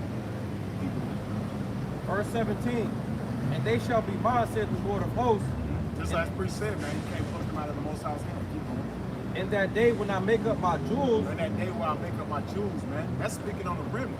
Yeah. It ain't talking about all Israel. 'Cause Right. when the Lord coming back, he ain't coming back for all Israel. He's coming back for a remnant, man. Because when he's making up his rules, he's constantly refining his elect, man. Yep. All right, brothers go through shit, man. Hell yeah. Real shit that we don't put on camera. We don't speak out for everybody to know, man. Right. All right? Because we know at the end of the day, this is all the Lord's doing to make us better, to make us stronger, to prepare us for the evil day, man.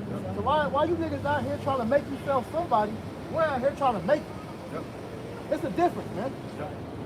Fuck having preeminence in this life, bro, because YouTube is going to end at some point, you damn idiots.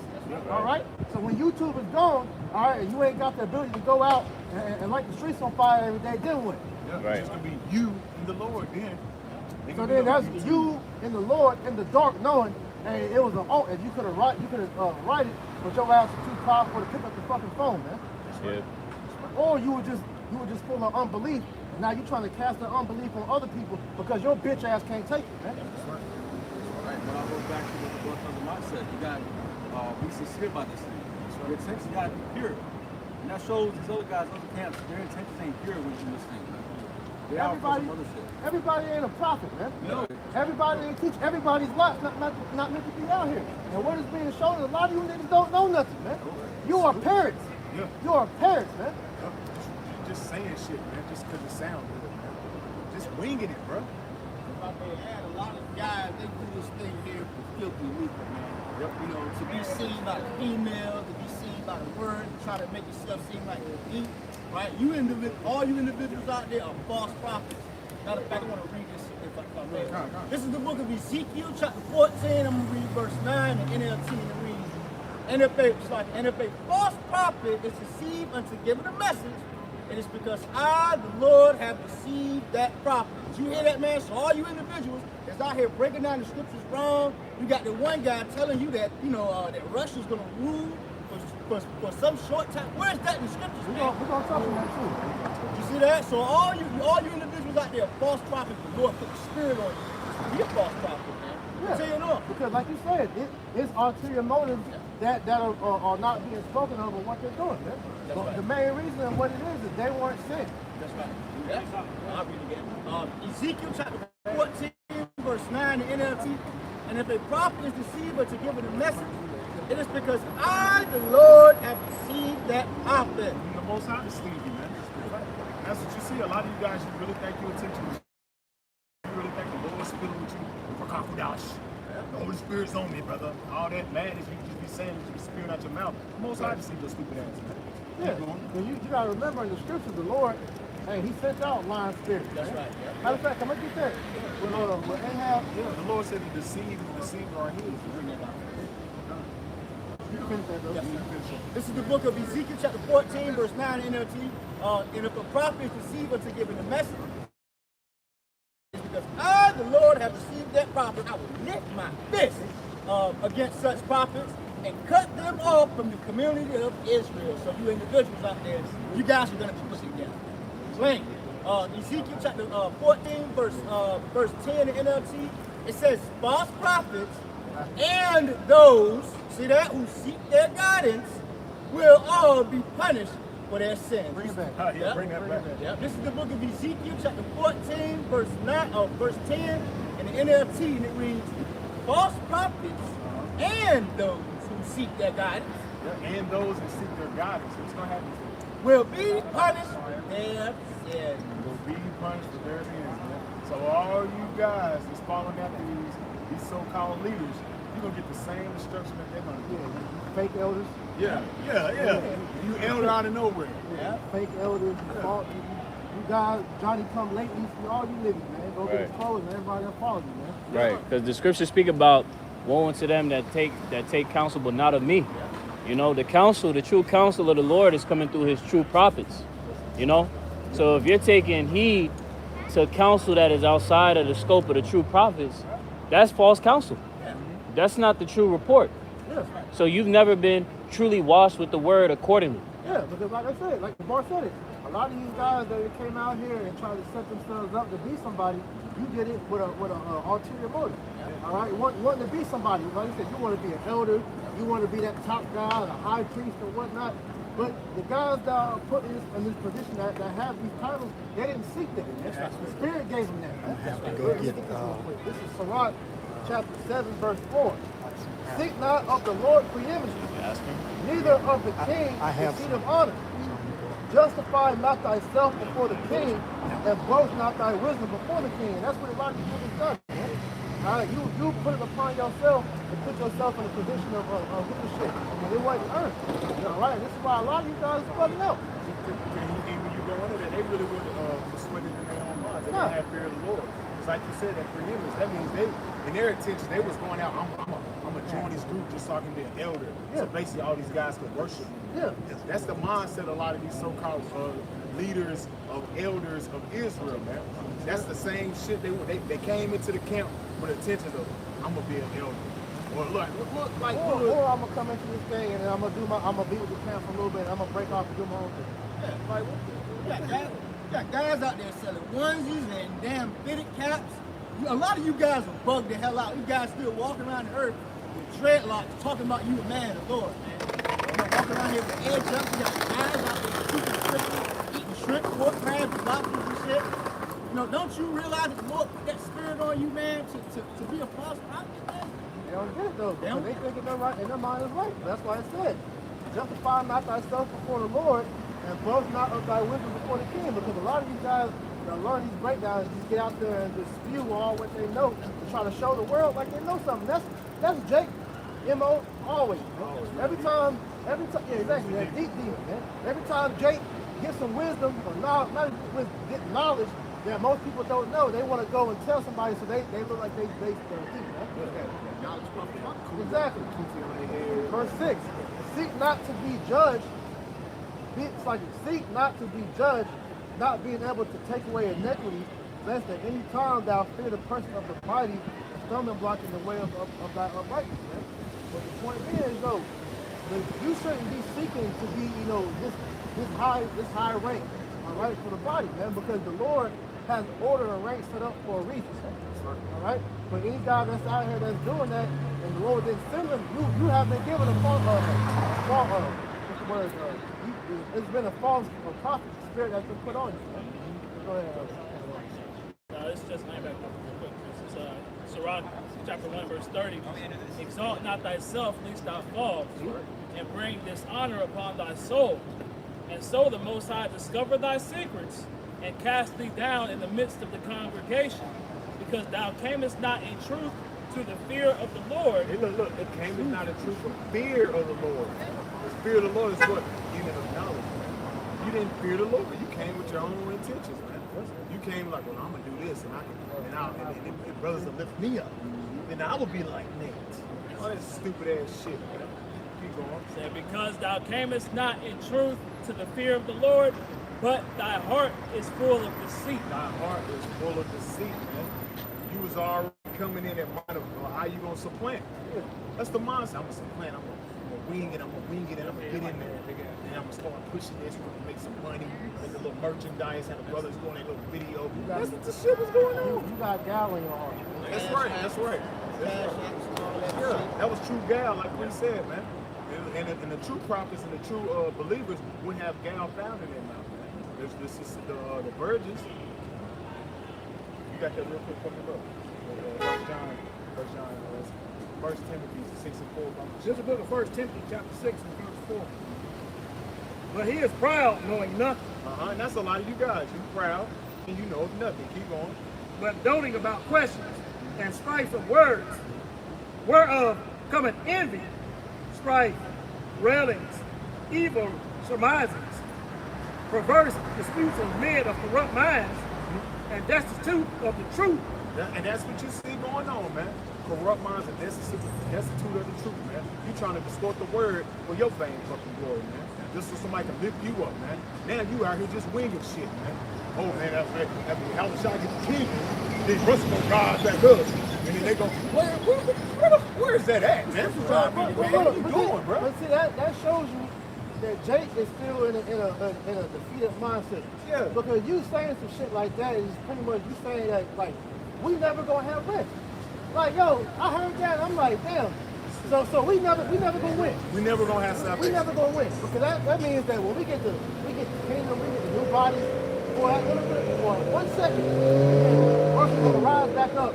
And then we're gonna go right back into war and slavery. But that sound like Yahweh Shai, the power Almighty to me. But they don't believe in Yahweh Shai. He came from his group where they say Yahweh Shai is not to be reverenced. So that means they don't look at Yahweh Shai as no major player in this whole story. Don't scripture say that affliction shall not rise upon thee a second time? What the hell are you guys talking about, man? Right, this is the last captivity, man. So, you know, as a matter of fact, when you read the book of Psalm 110, right, it doesn't talk about nowhere in that Russia coming out of nowhere and rising up against the man of the Lord, man. Matter of fact, Daniel, the 7th chapter tells you what? That the Most High, or the saints of the Most High shall take the kingdom and possess it forever and ever, man. So nowhere does it talk about Russia coming out of nowhere. Let's go into that. Yeah. Let's get there. Come on. Let's go to start in Revelation 6 and 14. Let me get Jeremiah 50 and 9. I got Revelation. This is Revelation chapter 6 and verse 14. And the heaven departed as a scroll when it is rolled together. And that's talking about the post-destruction when it's going to take place in the midst of this place, right? Keep going. And every mountain and island were moved out of their places. And that's what you call as when the flood took place. What was that? Basically like with the Pangea. Right. Everything's going to be moved, man. It's going to be a new earth, a new heaven, man. That's what's going to take place, man. Keep going. Verse 15.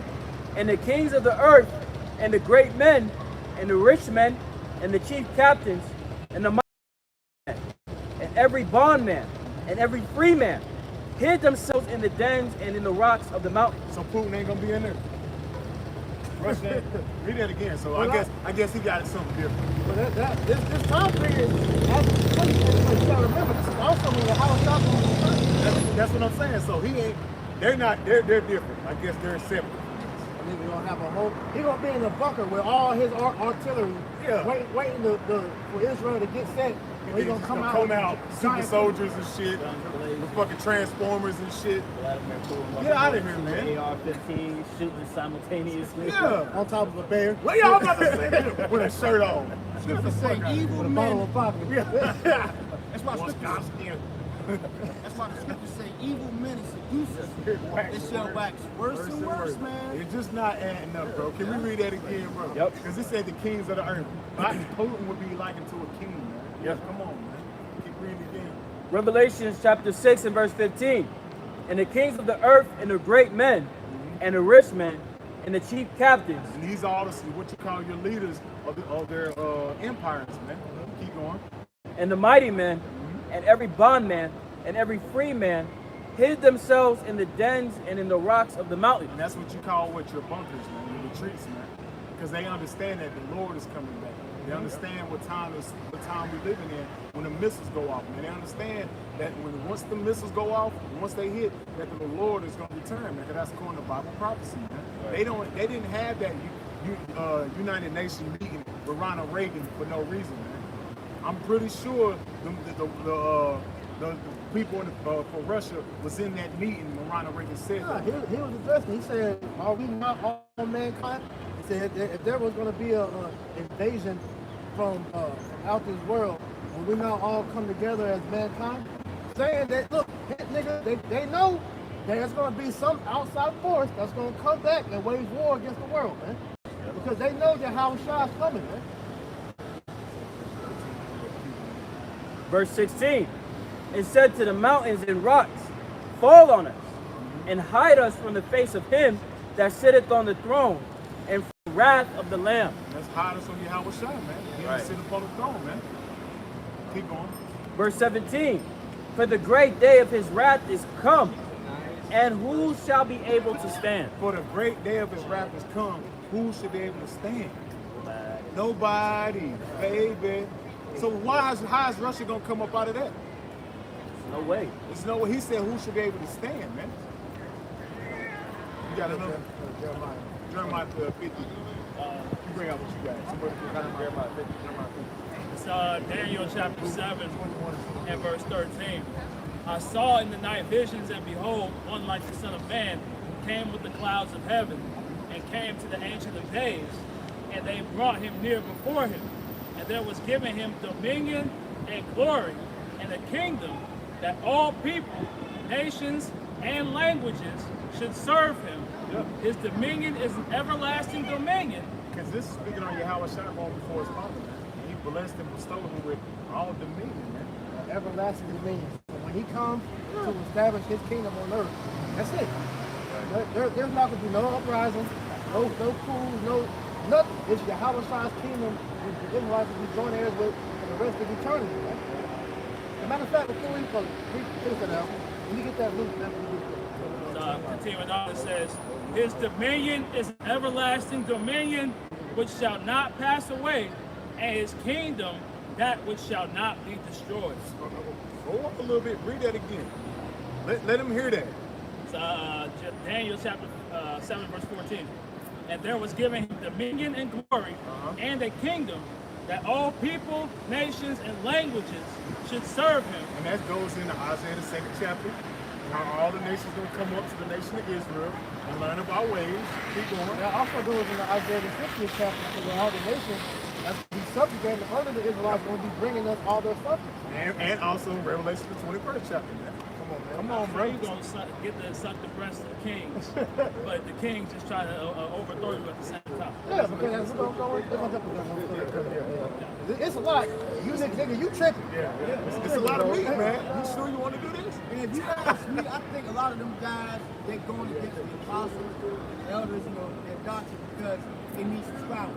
Breaking up, so they need subscribers. So what's the best way to do that? That's how you know that you've lost the oil. Yeah. You've literally lost sight of the entire goal of this thing. Yeah. They pulling the vocab move, man. That's funny because I looked on his little channel. He had something. I broke GMS down, so, and that's just for clickbait. They do that shit for clickbait.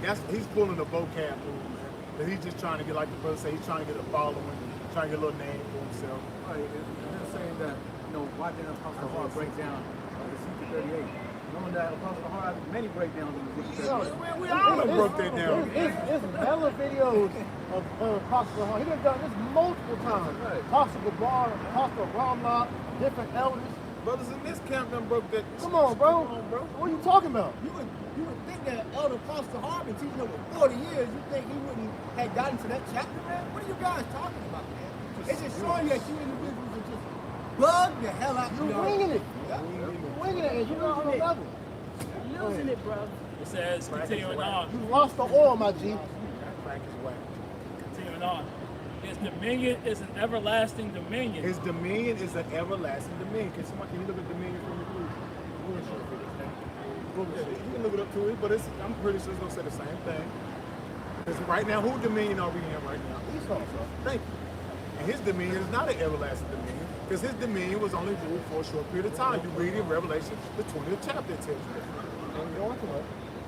It says Strong's H7985, dominion, sovereignty, or realm. Sovereignty means what? Basically, rule over yourself, which free. Freedom. You're That's free. true freedom. Yeah. You can establish your ways. You establish your laws. Yeah. Keep going. Jump back. It said his dominion is an everlasting dominion, His sovereignty. Keep going. which shall not pass away. Which shall not pass away. Dude, you sure don't say that Russia don't say that Gog and Magog gonna come up. you don't say that it's going to be a period of time. There's gonna be a nation that's gonna come up. Yeah. Out the blue. The bear ain't coming back up. Yeah. Come on, man. Because it shows you, as the brother just said, Esau's dominion is going to end during this kingdom destruction. Let's get that look. This is the book of Luke, chapter 21, start 22, right? 24, fine. Luke 21 and 24. And they shall fall by the edge of the sword, and shall be led away captive into all nations. And Jerusalem shall be trodden down of the Gentiles. Yep, and this happened to him when he fell as a nation, man. 70 AD, man. And it says, until the time of the Gentiles be fulfilled. And that's the time we're coming into, man. The time of the Gentiles be fulfilled. Because all nations who have not taken part of our spoils, man. We have been led to all nations, man. According to the Bible prophecy, according to Deuteronomy 28 chapter, we've been subject to these other nations, man. Keep going. Hold on. I'm gonna get this word time. Tom, Keros, Strong, G2540. If you look up that word time, it goes down to definition 2A. It says a fixed and definite time, the time when things are brought to crisis, the decisive epoch waited for. When you go into this word epoch, it means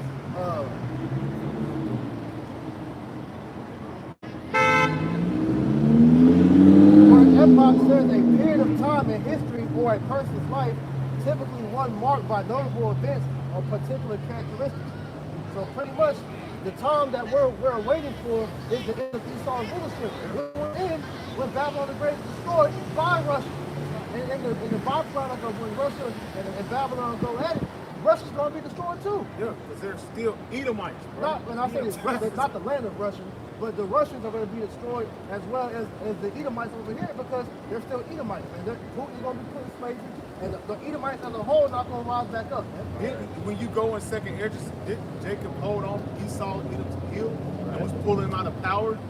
That's speaking on the Russian Edomites too, man. They're Edomites, bro. Right. See, the issue is that Jacob is so fixated in Babylon, you fail to realize the scripture speak about how the wicked have spread themselves as a green bay tree. Esau, Edom, he has power structure in the entire world. The earth was given into the hand of the wicked.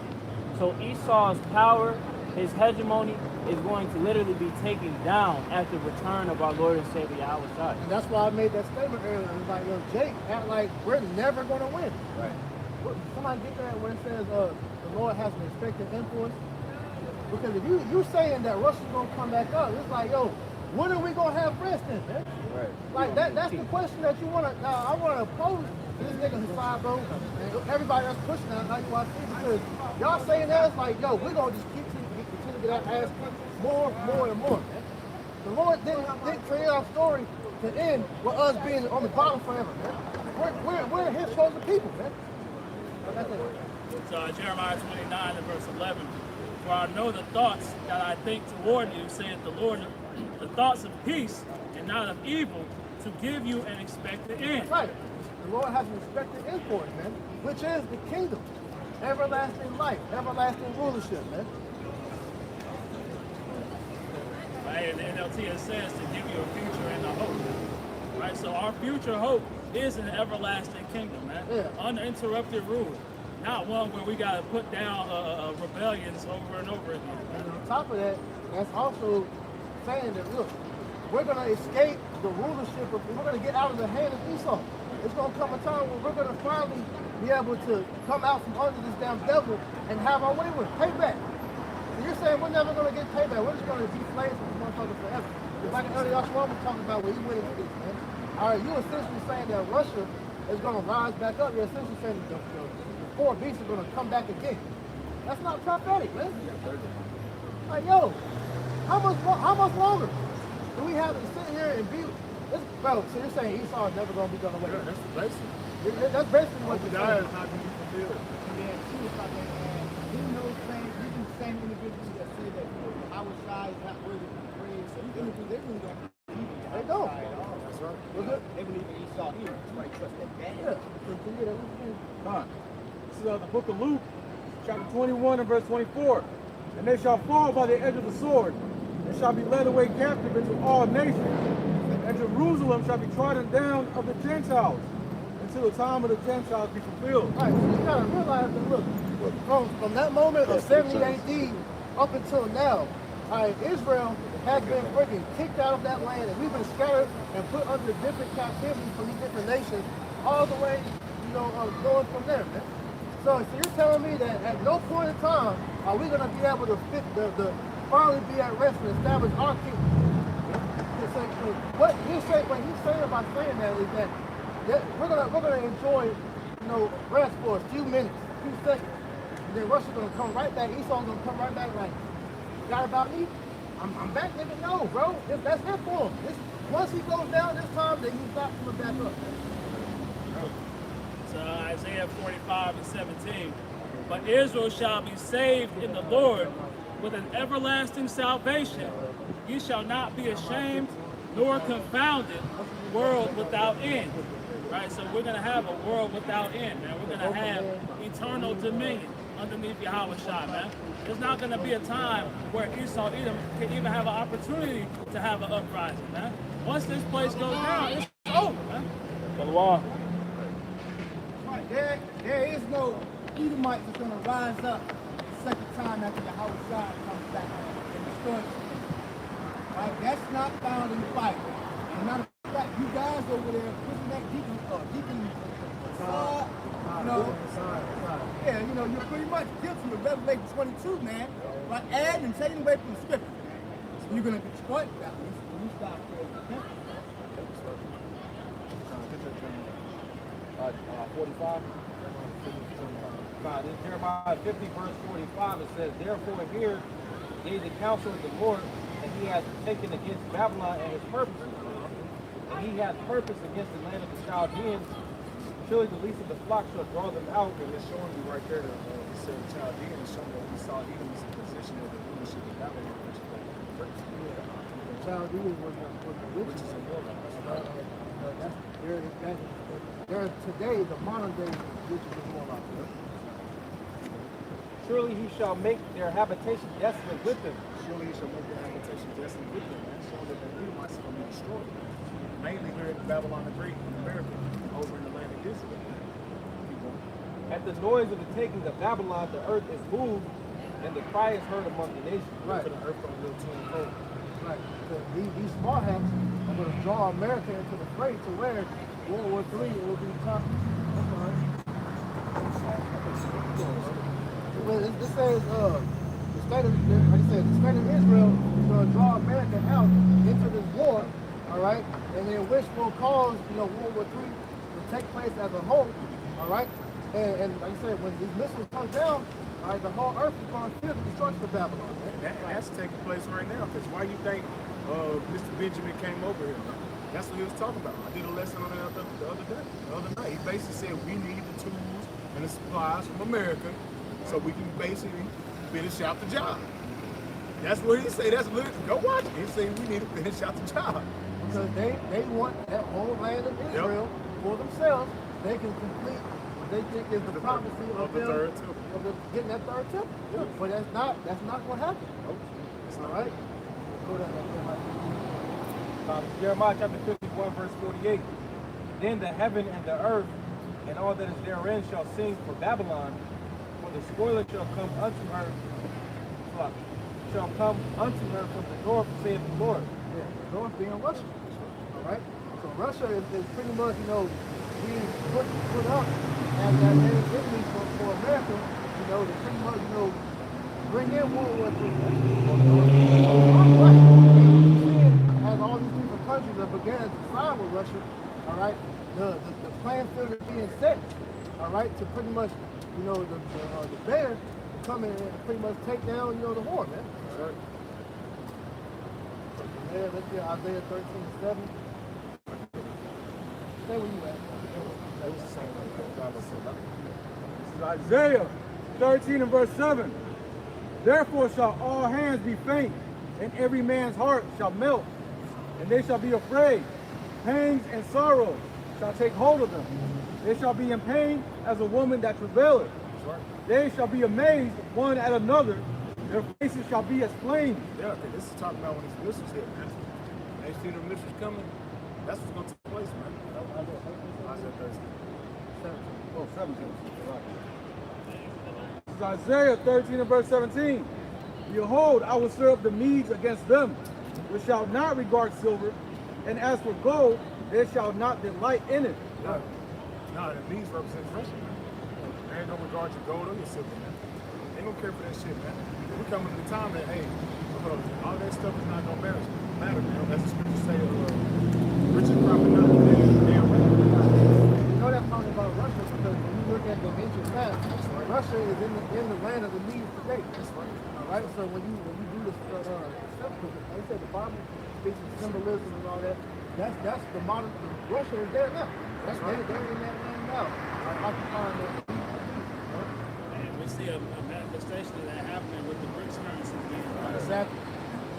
So they're not going to have any value in this American dollar for whatever it's worth now because they have their own currency, which is actually backed by gold. Right.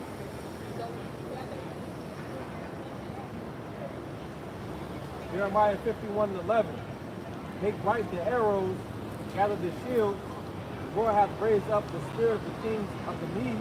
That's what you see it taking place, man. Why do you think they keep building up their arsenal, man? Building up their weaponry. Satan 2, Satan 3, man. All these different weapons. They already over on the coast of America, man. Why you were distracted with the damn dummy attack, man? They already had the ships already going through Alaska. The missiles already pointed over here in Cuba. While y'all was sitting here worried about Trump getting shot, the attempt of my president, they already had the Russian and Chinese warships going through over there doing, basically said they just going through the coast and doing a little drill through Alaska, man. That's right, basically on your border, man. And two, you had a couple weeks back, you had some Russian warships that were like a couple miles off of the coast of Florida. Yeah. And submarines. Submarines, yeah. And they ain't going nowhere, they still over there, man. Just recently, you had Putin say it's going to start production on their ICBM missiles. That's him sharpening that sword, man. Now it says, for his devices against Babylon, destroy it. For his devices against Babylon to destroy it, as the brother just said, man. All these different devices that he's preparing to use, Babylon break, destroy it, man. Most high, you know, this place, that's Because it is the vision of the Lord, vengeance of the devil. Hold on. Read that again. This is what a lot of you niggas don't understand. This is the Lord's. Keep going. Jeremiah 51 and 11 and latter, it says, for his devices against Babylon is destroyed it, because it is the vengeance of the Lord. Because this is the vengeance of the Lord, man. The Lord rules in the kingdom of men. This is the Lord's movie, man. So how the hell is Russia going to rise up in Yahweh by Shimmy al-Shah is in control? That don't make no damn sense to me. You can't find no verse to justify that statement being validated. It's not true. Get Proverbs 21:1 real quick. That doesn't even make any sense. The Lord is the one rising these nations up for World War III. So he gonna rise up Russia out of nowhere just so he can take down his only beloved son? That don't even make no fucking sense. So you man. telling me that the Lord allowed Yahweh to go through all that to just for him to come down on earth, establish his kingdom, and then get it taken from him? That quick. Remember, right, after they get down, then that's when Russia gonna come out, right? So they ain't even gonna get the kingdom established yet, bro. Proverbs chapter 21 and verse 1. The king's heart is in the hand of the Lord. The king's heart is in the hands of the Lord. So the Most High is controlling Putin right now. The Most High is controlling the president of China, the president of all these various empires. The Most High ruling the kingdom. Keep going. As the rivers of water, he turneth it whithersoever he will. The Most High is in control of all these things you're seeing taking place, man. This is the Most High's movie. That's why we're reading the script. This is his script, man. I want to add too, because just because Russia is coming up against Babylon, that don't make the Russian Edomites no different from the Edomites over here. They're still Edomites, but they're it's in. Like I said, it's white on white town. It's always been like that. You know? That's what Yahweh Shai spoke of. A kingdom divided against itself cannot stand. That's right. Esau, Edom, when you read in Revelation, the 6th chapter, when it speaks about that red horse, it speaks about how they were fighting with themselves. Roughly paraphrasing. Okay? So that same power dynamic exists today. Who can really be on top in the house of Edom? Yeah, it's fights amongst these elites, man. They fight amongst themselves. Yeah, Revelation 64 tells you that, man. You know, but at the end of the day, Russia is just being used as a cog in the system to bring forth this destruction. The best thing that the Lord could have did with this story with Esau is make him be destroyed by his own shit. That's what he's doing. What was that? Y'all talking about with the sword? Yeah, the Lord blessed Esau Edom with the sword with Isaac, and also condemned him with Yahweh Shai. Yahweh Shai, Isaac, he blessed him, and then also condemned him at the same time. What they say, those who live by the sword shall die by the sword. Is that not what's going on right now? He's gonna kill him with his own weaponry, man. He allowed him to create that nuke so he can be destroyed by it. Yeah, that's poetry, man. That's right. I get this one fast? Revelation 13 and 9, land back up to verse 10. Land back up the point, it says, he that leadeth into captivity shall go into captivity. Right. He that killeth with the sword must be killed with the sword. Here's the patience and the faith of the saints, you know. So essentially Esau is blessed with that sword, you know, but he will have to be taken out with that sword, you know. Yeah, and that's speaking on the Russians too. Because when we come, Apparatus is our Lord willing, we're part of that number. When we come down from the ship, we're mainly gonna go over there and start riling their ass up, man, and grabbing their ass up, putting their ass in chains, man, and making them do what? Clean up that mess over there in World War III, man, over them lands, man. Like we said, man, Russia is just an instrument. Real quick, Proverbs 16:4. Stay go. It says, "The Lord hath made all things for Himself, yea, even the wicked for the day of evil." Yeah, the Most High created Esau even for the day of evil, man. The Most High made all things for Himself, man, even the day of evil, man. This is the Most High's movie, man. Brother, real quick, grab Isaiah 46:10. Just backing up this point, man. That's what's wrong with you, Jace, man. You need to really understand what you're involved in and take your time to read these scriptures, man. And stop winging it, man. No, man. It's Isaiah 46 and verse 10. It says, declaring the end from the beginning. Declaring the end from the beginning. We've been reading the end, man. We've been reading the end of Esau Edom's world, man. We've been reading. Keep on. And from ancient times, the things that are not yet done. From ancient times, the things not yet done, man. That's why he's still in rulership, man. And the Bible speaks on Esau Edom in the end of the world, and Jacob the beginning thereof that followed. So I don't get that, dude. I don't get that. If he ends, how he come back? It don't say that. It don't say he's the end of the world and beginning to follow, and then he's the end of the world again. It don't say that, man. Yeah, right. This is the end of his world. That world goes to Eon, which is age. It's the end of Esau Edom's world, man. That means there's more to the story for Esau, you know, if he can come back in the power. I don't get it, man. What I've been realizing through the spirit is that a lot of this rhetoric of trying to say that Esau can really come back into the mix of ties of Revelation 20. You fail to understand how to read through that chapter because there is a time skip when you read through that chapter. And Jake is reading straight through that, so they're trying to think, okay, this is to say that he's going to come back. No, that's not how it works, man. All by getting, get understanding. Because at the end of the day, like we always say, if you don't know history, you won't know the mystery. That's heavy points of history right there that you need to know to understand the scriptures. Right. You just can't jump right over that and just say, oh, it looks like he's coming back into power. Right. Really, when you go into the history as far as what's going on with Russia, man. All right, we got World War I, right? Russia, Germany,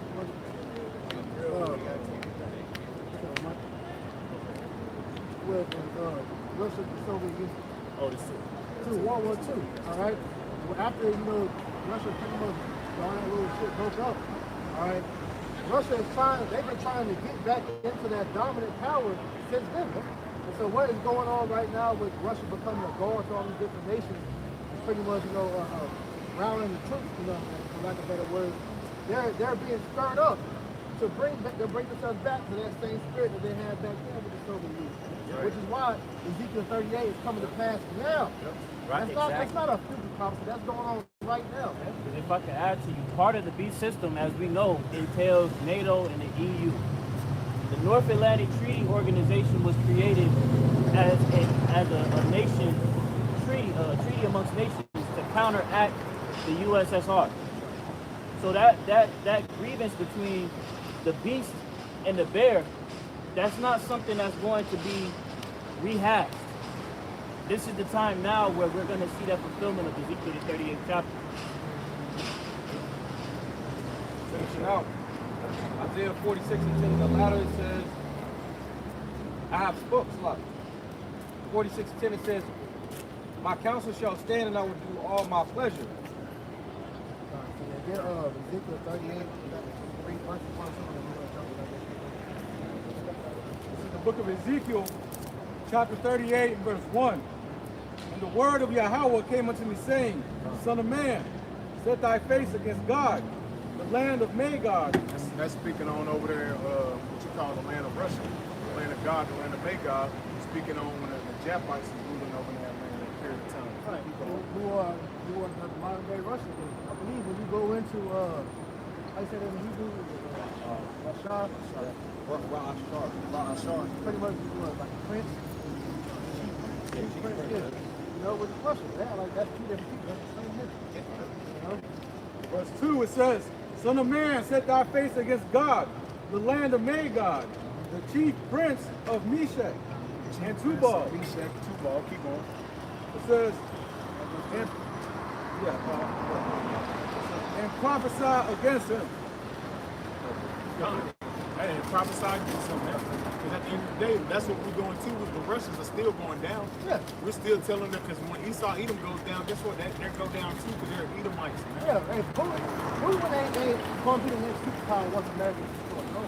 All right, man, like you said, they're still Edomites too. They're going, just like over here in America and the land of Israel, they're all Edomites are going. If I may add, when you read the book of Joel, the 2nd chapter, it talks about how the Lord shall bring his army, and who shall abide in that day, roughly paraphrasing. And Russia is not going to abide in that day, right?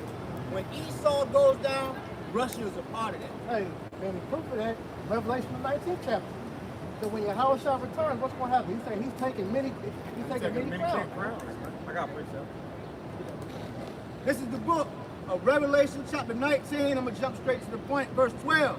And it reads, his eyes were as a flame of fire, and his head were many crowns. This is the book. Yeah, this is the book of Revelation, chapter 19, verse 11. And it reads, and I saw heaven open, and behold, a white horse. Speaking on Yahweh Shah. His grand return, he's coming back in his glory. Which is why we read earlier, all the nations are going to go with them brothers, man, because they're afraid of that day, man. Him know what's up. They know what's up. Revelation chapter 19. How you gonna take down a god with guns?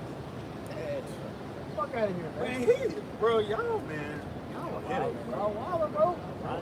Y'all like badass kids, bro. Bro, it's a good example is go watch Washington. See what they was trying to do to Dr. Manhattan. Right. And also Project Power. You know how they were trying to split Jamie Foxx power. Yeah. And if I can add to just hand backing off of the point that Priest just made. In 2nd Ezra, the 13th chapter, it speaks about how the militaries are going to go to war against Yahweh and the angels. Do you really think that these nations are really going to want to go toe-to-toe with us? He said that a Gus fight. He had to make them fight. He brought out Revelation 21:1. Like, come on, bro. He had to literally like make them fight. You looking up like, oh, ain't no way, bro. He had to put a spirit on them to fight him. Because it's a thing called, being frozen with fear. So you're going to be so crazy, you're just going to stop in your track. So the Lord, he's going to have to put the spirit on you, knowing that you're afraid as hell, but still pick up that gun and shoot at him. That's why he said faint hearted. Because they see that, oh shit. We're going to have to switch like, all right, we're going to do this. Let's hand backing off of the point. I would say that's that fight response. Yeah. You don't turn up that fight response on all these damn military guys. You gotta make it fun for us, man. He gotta have, man, you have a shot, gotta have fun. We I want to have. Come on, you think he's coming back for them 2 soldiers, especially. So you know he's gonna get busy when he comes back, man. You gonna say something? No, I was gonna say, just land backing off the point that Kazamak had referenced Proverbs 21:1. Proverbs 20 and 24, the scriptures say that man's goings is of the Lord. There's no reason that the Lord is going to put that spirit in these Russians to dare to come against his son's kingdom. At the end of the day, it's not gonna happen because it already says when your house shall return, when the elect come off them ships, we're gonna burn all the weapons. There ain't gonna be no weapons. We've been holding that. Isaiah 2, yeah, we still holding it. This is Revelation chapter 19, verse 11. And I saw heaven open, and behold, a white horse. And he that sat upon him was called faithful and true, and in righteousness he do judge and make war. And make war with who? Exactly. The other nations. Mainly Esau, Russia, Israel, and Babylon, along with the other nations. Along with the NATO and the EU. The Lord and the beast. All the Lord goes, he's going to wipe out. That's right. According to Revelation, that's like the 2nd Ezra 13. Revelation 19:12. His eyes was a flame of fire, and his head were many crowns. Many crowns. He's taking down all the rulers that are in positions of power here. All your kings, all the kings that went and hid themselves. Yeah, you'll go from wearing crowns to chains. Yeah, he's taking their dominion. I'm reading it right here. It doesn't say many crowns except Russia. Revelation 19:12. His eyes were a flame of fire, and on his head were many crowns, and he had a name written, and no man knew what it Good point, man. All right, man. Everybody gonna get it when your house shall return, man. Go ahead. This is the book of Revelation, chapter 20, verse 7. It reads, and when the 1,000 years are expired, Satan shall be loosed out of his prison. And this is speaking on. This is the book of Revelation, chapter 20, verse 7. And when the 1,000 years were expired, Satan shall be loosed out of his prison. And this is speaking on that the Edomites came out of the cave, the Borgia families. And they came up in what was it, late 1300s, late 1340s.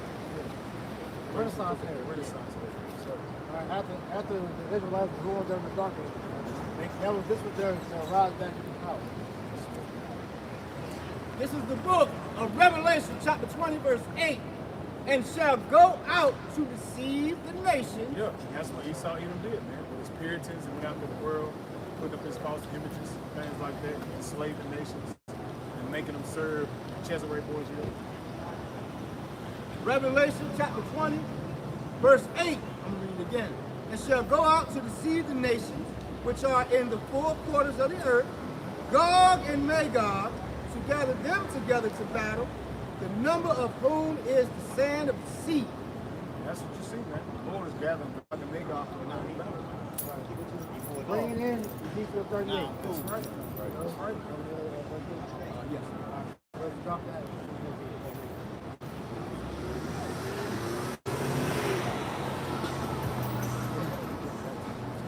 The book of Ezekiel chapter 38. Yes, this is the book of Ezekiel chapter 38, verse 1. And it reads, and the word of the Lord came unto me, saying, Son of man, set thy face against Gog in the land of Magog. Revelation 13. Somebody else read that Revelation. I read Revelation. Hold that Ezekiel 38. We'll go back there.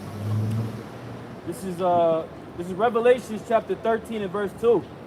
And the beast which I saw was like unto a leopard. That's And representing Alexander the Greek, Greek Empire. yep. And his feet were as the feet of a bear. And that represents the fall of his society when he taken down by the Russians. Right, because that's showing you the beginning of Esau's rulership and the end of his rulership. That's right. That's one of Esau's prominent saying is history started with the Greeks. Yeah, Because that's when they came into their seat of power. right. So, it so happens that the end of Esau's rulership is going to be through the bear, which is the Russians. Man.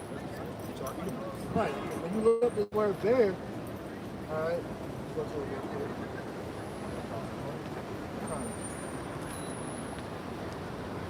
All right, so the word bear,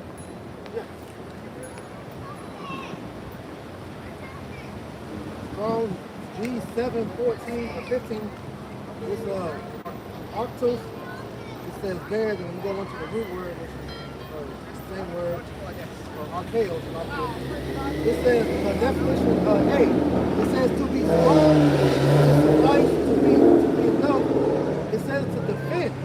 All right, that's what Russia is about. That's what they're doing. Bro. They're coming back into power, and they're looking to be the next superpower. But also within that strength, they're giving strength unto these other nations to come against Babylon. Yeah. This is why you see all these countries coming to them for military aid. Chapter speaking highly of God.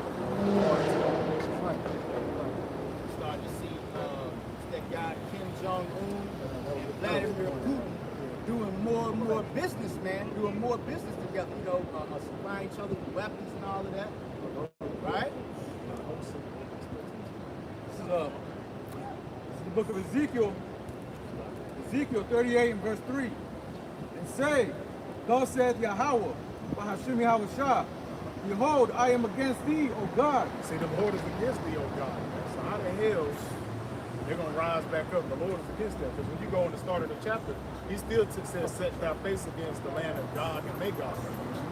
So how is it going to rise back up when the Lord is against them? It doesn't make any sense. When he come back, he's going to let them come. He's going to give them a duck. I told him, he's going to like, yeah, just don't touch the Russians. Leave the Russians. Yeah, they get a pass. I like food work out. Like, get the fuck out of here. Behold, I am against thee, O God, the chief prince of Meshach and Tubal. And I will turn thee back and put hooks into thy jaws. See, the Lord said he's against them, but he's still going to turn him back and put hooks into his jaws, man. I mean, he's going to use them, as Priest said, to destroy Babylon the Great. I'm still against you, but I'm going to use you to destroy America, man. Come on, man. The Most High would have been king. This is his rulership. That shit is trash. It says, and I will bring thee forth. Ruler. Hey, that's spirit, yo. It's ugly, but yo. That's trash. Might be a LaMelo fun.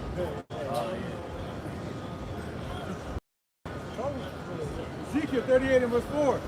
And I will turn thee back, put hooks into thy jaws, and I will bring thee forth, and all thine armies, horses and horsemen, all of them clothed with all sorts of armor, even a great company with bucklers and shields. See, the Lord's going to put the spirit on them to gather all the nations as you go in Zephaniah, to gather all the nations, prepare for war, man.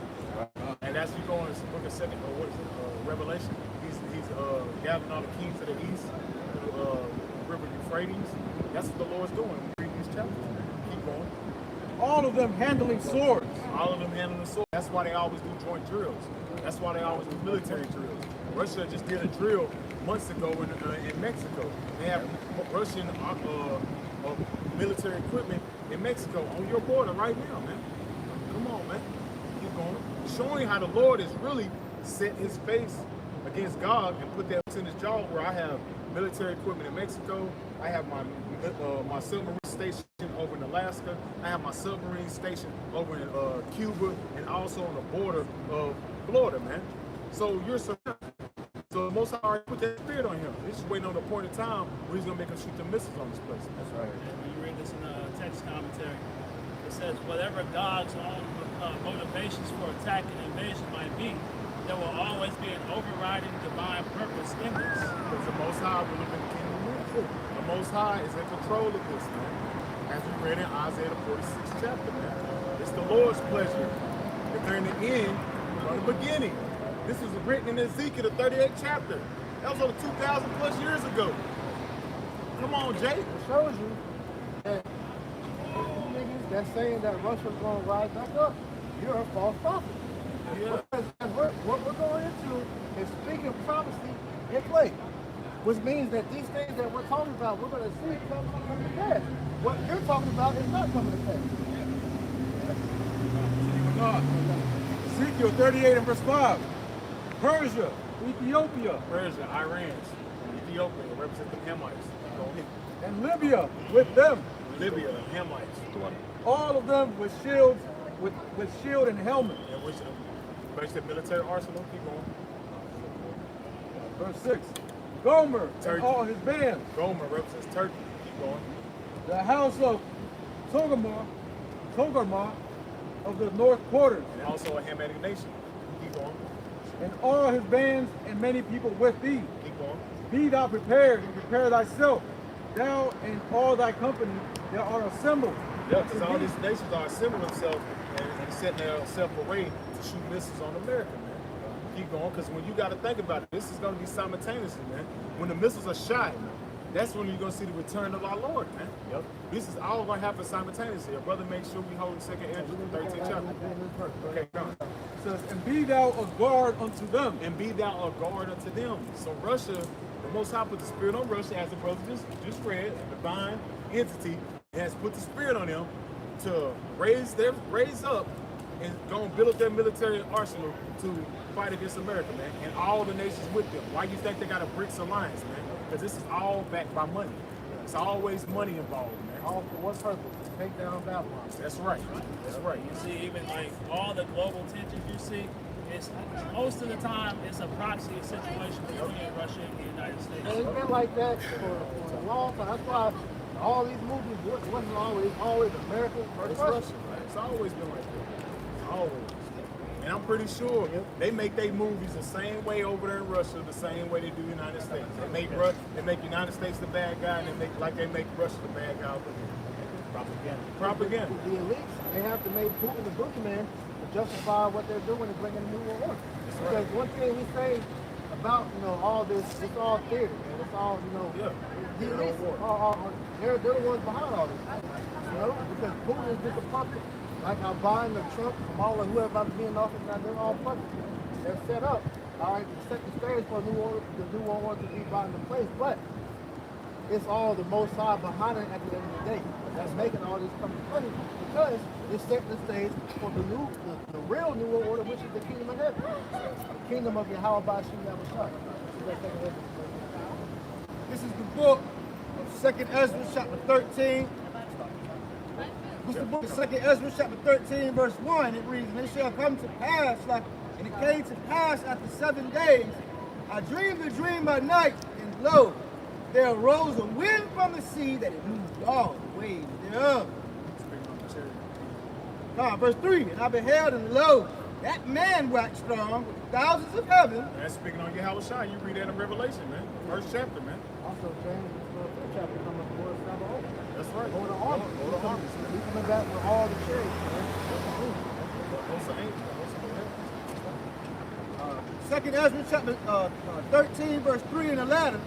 And when he had turned his conscience, that verse alone. Think about that, bro. You got your house shot coming back with Complete what's chariots, the bro. scripture? Is the scripture talking about the many angels that's gonna be with him? Thousands upon thousands. Yeah, somebody remember what that said. Bring that, bro. Songs. That right there should let you know, like, bro, what chance did these niggas have of coming, even an ounce of rebellion against that, bro? Psalm chapter 68. You see how easy it is to poke a hole in your logic, man? You don't know what the hell you're talking about, man. Psalms chapter 68 and verse 17. The chariots of Yahweh Bashim Yahushai are 20,000, 20,000. even thousands of angels. These thousands of angels. How the hell is Russia gonna fight this thing, bro? so I got a hard time dealing with one. You got a hard time dealing with the aircraft, man. Right. That's super. All that's how a lot of America won that war was with the aircraft, man. You feel me? Yeah. How the hell you gonna deal with the chariots, bro? You can't even shoot. You can't even. They do what they want, bro. As the scripture tell you, bro, one angel can wipe out everything, bro. That's how much power they got.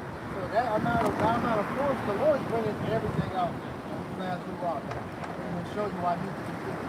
There's videos of chariots going over there in Russia, messing with their This happened in Russia and it's happened over here in America. They set off their nuclear capability and they turn them off. Show you that shit ain't nothing. Russia's gonna rise. The angel, his videos of angels shooting nukes out there. Yeah. There is videos of chariots bigger than Earth. Matter of fact, it was I think it was those same niggas over there in the so-called Middle East. Yeah, they were shooting at the the chariot. chariots. It was like a going toy. back and forth, yeah. Dodge the bullets, man. But then they're gonna say the damn time about they shot at a chariot. But his chariots bigger than the Earth.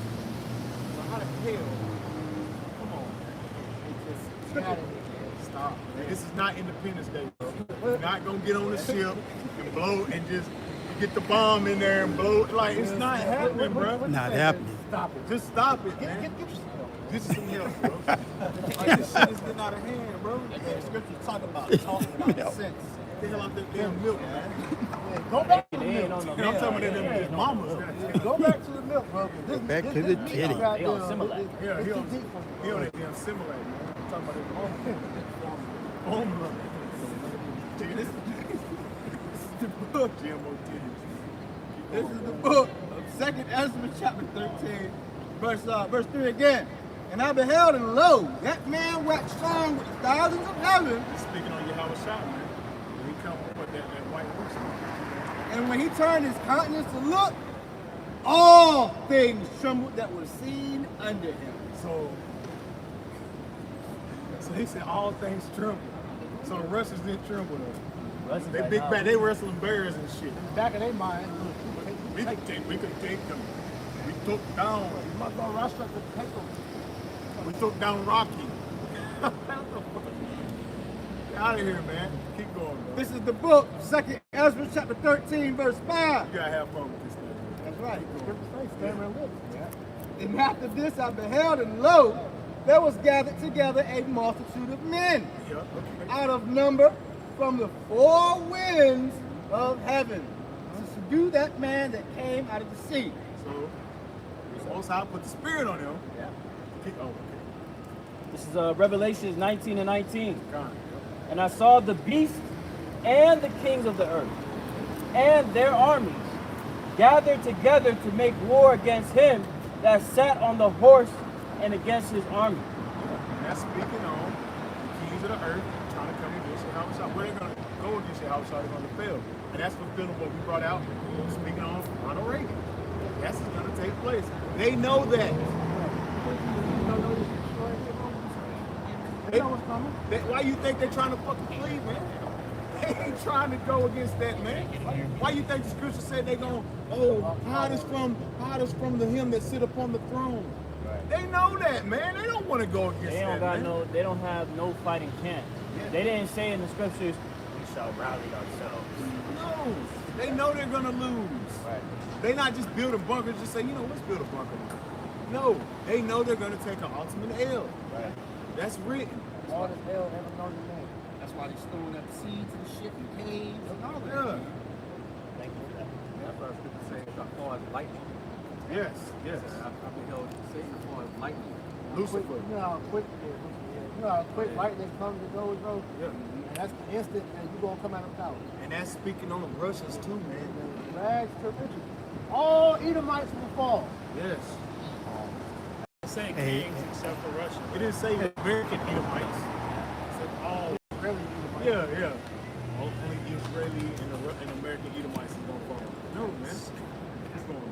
Revelation, 2nd Ezra chapter 13, verse 6. But I beheld, and lo, he had grabbed himself a great mountain and flew upon it. Yeah, speaking on that big fathership. Verse, What you going to do with that? You I said bring nothing. know why too much independence, man. Yeah. 2nd Ezra 13:7. But I would have seen the reason or place where without the hill was driven, and I could not. And Like I said, the satellite showed you that there's chariots bigger than the earth. So how the hell Putin little ass military is gonna do anything with that, man? Or any Edomite going to do anything. Doesn't make any sense, man. Who gave these individuals the ability to come together and create the weapons that they've made? Do you think that those weapons can confound the weapons of the Lord? Didn't the Lord say, I created the smith to burn the coals and fire? The Lord did that, man. Lord, How are you guys not a Lord? Maybe even they made it when they declassified all those info documents. That means that the Jews are thousands of years ahead of the technology. more than that. Esau, you're not fucking with the chains of the Lord. Right. Not at all. He know that, it's just Hassan. Hassan don't know that. You tell Hassan that, he like, See, Esau know that. Esau probably don't come like, nigga, hey, listen to them, man. I know that. Like, look, we created space. They watch him, but they watch him and get hope. Hey, everybody subscribe. Maybe our Facebook is Hey, like, Maybe we can get Will Smith. Hey, maybe we might keep him in the bunker with us.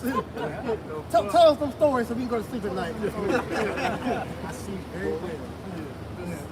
Second Ezra 13 and verse 8.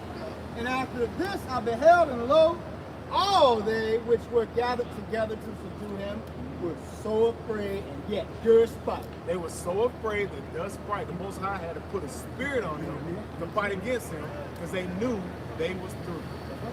Keep going. Verse 9, and lo, as he saw the violence of the multitude that came, he neither lifted up his hand nor held sword in an instant. Because he ain't going to have to lift his finger to destroy their ass. He's going to take the chain, he's going to shoot out the laser, and he's going to melt these men. Yeah, that goes, you read that in, I think it's James 8:25. Working without hands. Keep going. Second Ezra 13 and 10. But I only saw that he sent out of his mouth as it had been a blast of fire, and out of his lips a flaming breath. As you watch War of the Worlds, Independence Day. That scene, they got Exactly from the scriptures. They told you that. Michael Bay. Yeah, he said we get a lot of movies and motivation throughout when we read the Bible.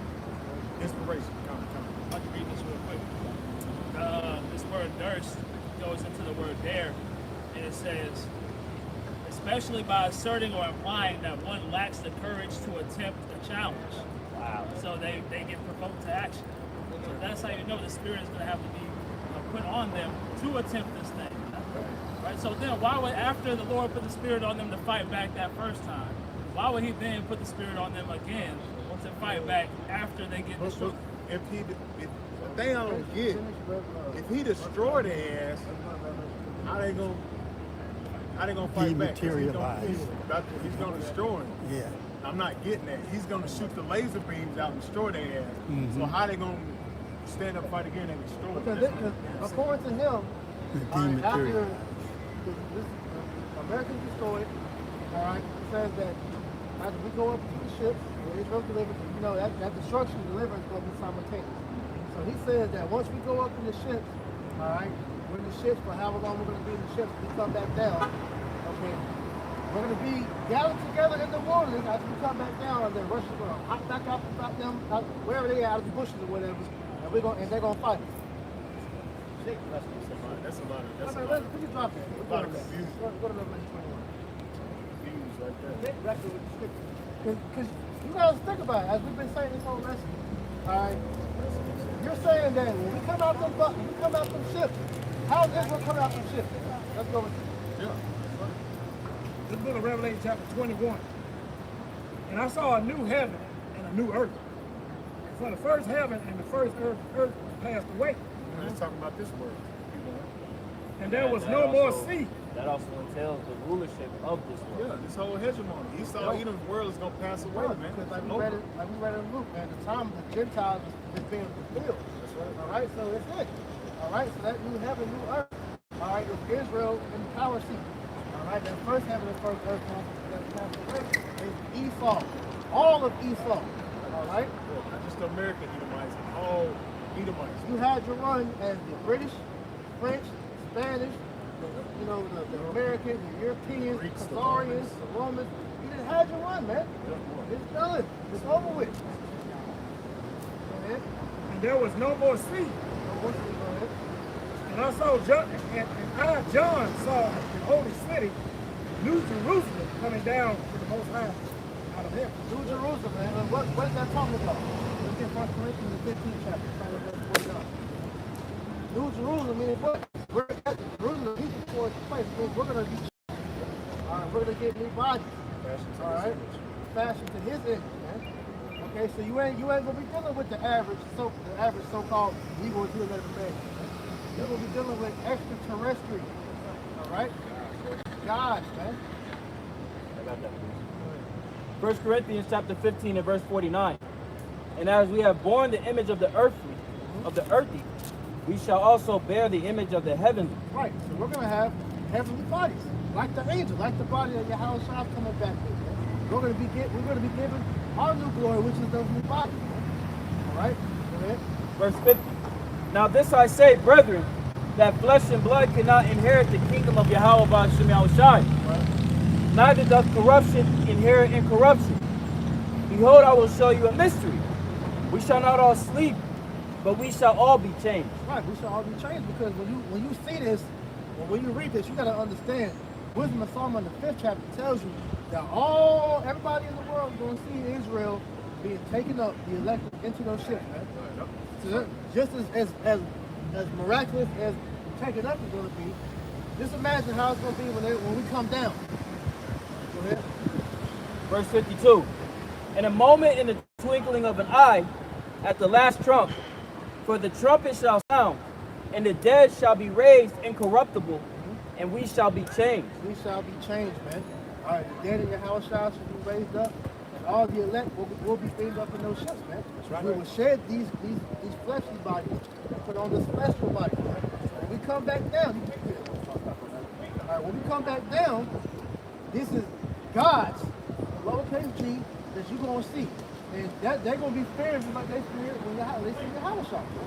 So you're telling me that these Russians that's going to be left are going to see these guys come out those ships, and they're going to be thinking exactly their mind, we can take them. Bro, you seen, they show it in our movies, X-Men, Watchmen, Superman, Justice League, we can go on and on and on and on, man. All these superhero movies where you have these normal people fearing those with these powers, man. He saw when America, when the scriptures speak about how he made fire come down on earth, that act alone shifted the entire power dynamic in the earth, man. That's right. To where the whole earth really feared America, man. Just off of the act of dropping that bomb on Hiroshima and Nagasaki. That's right. So how much more after a nuclear fallout, and you see chariots wipe out your entire military arsenal? How much more of a fight do you really have in your spirit, man? And furthermore, as the brother was expounding on Durst's fight, the Lord had to put a spirit on you to fight, man. Yeah. These people already at that point in time didn't want to fight no more. That's right. So what makes you think that they're going to have the courage to fight against, a spiritual being? It's Philippians chapter 3, verse 21. Who changed our vile body that it may be fashioned like to his glorious body, according to the working whereby he is able even to subdue all things unto himself. So we're going to be changed like unto his fashion, his glorious body. Man. So if we're going to be changed into Yahweh Shah body, who the hell can take that down? Nobody. That doesn't make sense, bro. And then furthermore, like I said earlier, when you get Psalms 26:9, all right, there's not going to be no more fighting once Israel establishes the kingdom. Once Yahushua comes down and destroys Babylon, man, and we begin to go out throughout the world and round up all you nations, we taking your weapons and we burn them. Yep. That's right. This is Isaiah chapter 2. Psalm 46, then you get that from us. Psalm 46 and verse 9. He maketh wars to cease unto the end of the earth. He breaketh the bow and cutteth the spear in sunder. He burneth the chariot in the fire. That means that all your military weapons are going to be destroyed. There's not going to be no war anymore once we get in the palace. Who gonna war against God, man? Yeah. You mere mortals. That'd be a foolish thing. Yeah, you mere mortals are going to war with God, but y'all tripping. We read verse 10 in the NLT. It says, "Be still and know that I am the Lord. I will be honored by every nation. I will be honored throughout the world." So there's nobody's coming up against that, man. Yeah. It's telling you that the Lord is going to receive all praises and glory and honor throughout eternity. That's going to be the ultimate submission. Yeah. This is Isaiah. Isaiah 2 and 4. And he shall judge among the nations, and shall rebuke many people. And they shall beat their swords into plowshares, and their spears into pruning hooks. Nation shall not lift up sword against nation, neither shall they learn war anymore. So it ain't gonna be like we said, man. That's over, man. Once Yahweh Shah crack those clouds and come back and destroy these nations, they ain't gonna be thinking about coming back trying to fight and shit like that. And we're gonna be rounding up all their military and shit and be burning that shit the hell up, man. All that shit is gonna be irrelevant, man. It's gonna be peace on earth, man. That's what's coming, man. Peace. Ain't gonna be oh, we come down on it, then we have to fight again. No, that's it, man.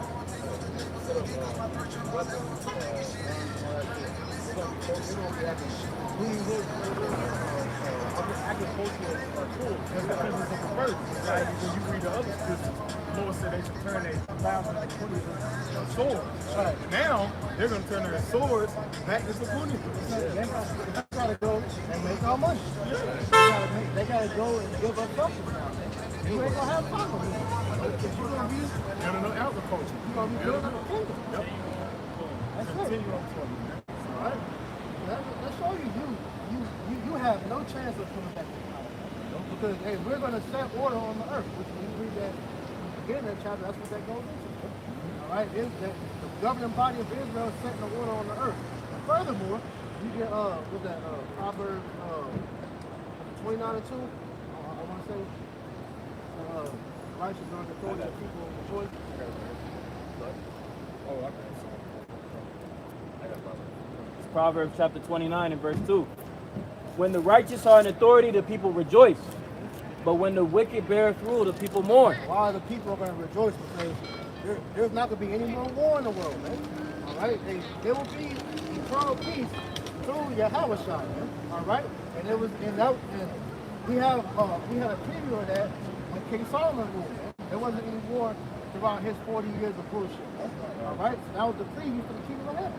So in the kingdom of heaven, what was promised to Yahweh, all right? That it was going to be an eternal rulership. There's not going to be any more war, man. Right, the throne of David is an everlasting kingdom. The brother preacher made a beautiful point. What happened during the time of David? What happened to the heathen? They were put into subjection. They were put into subjection. And then Solomon carried that throne, and as the brother said, it was a period of peace for 40 years. And that was a foreshadowing of the kingdom. So how in the hell, Assad, Akaf, is there going to be, Nate, is there going, really anyone that's contrary to the doctrine of Yahweh Bashem Yahushai, how is there going to be a siege against us? How is there going to be a revolt? It's not going to work like that, man. We already going to know what the fuck the heathen are trying to do to us. Yeah, we're going to have it. We going to know. Like, come on, man. You niggas gotta snap the fuck out of it. Russia rise up, we just want to. If they rise, we just want to have fun. We gonna have fun with you. If we want anybody to rise up, it would just be for play, bro. Just like when they make us go out here and have these little Hunger Games and they shoot niggas because they do that shit. We're gonna do that just for fun. We're gonna put a spirit on them, like, you know what? Let's Putin and them have some fun today. Y'all down? We're gonna hit the brothers up, say let's rise the Russians up today and kill them. That's the only time y'all gonna rise up when we want to have fun with y'all. Yeah, just cut some heads out there. Real quick. It's Amos 9 and 11 in the NLT, or 12 in the NLT. And Israel will possess what is left of Edom. And all the nations I have called to be mine. The Lord has spoken, and he will do these things. So that puts that to an end right there. It's not going to be, all the leftover Edomites are going into captivity directly. Right? You're going to be cleaning up dead bodies, and you're going to be... Go ahead. This is Isaiah 61 and 4. And they shall build the old wastes. They shall rise up the former desolation. And they shall repair the waste cities, desolations of many generations.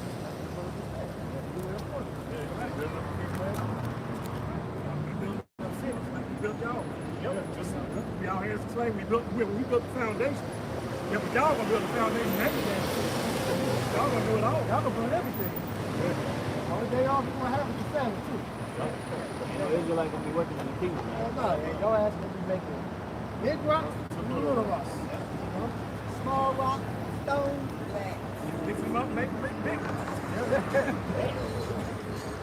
Make it work. Figure it out. Water. Figure it out. This is the book of Psalm, chapter 110. I'm going to start at the top. And it reads, the Lord said unto my Lord, sit down at my right hand until I make thy enemies thy footstool. Verse 2, the Lord shall send the rod of thy strength out of Zion. Rule thou in the midst of thine enemies. Verse 3, thy people shall be willing in the day of thy power. The beauty of holiness from the womb of the morning, thou hast to do in thy youth. Verse 4,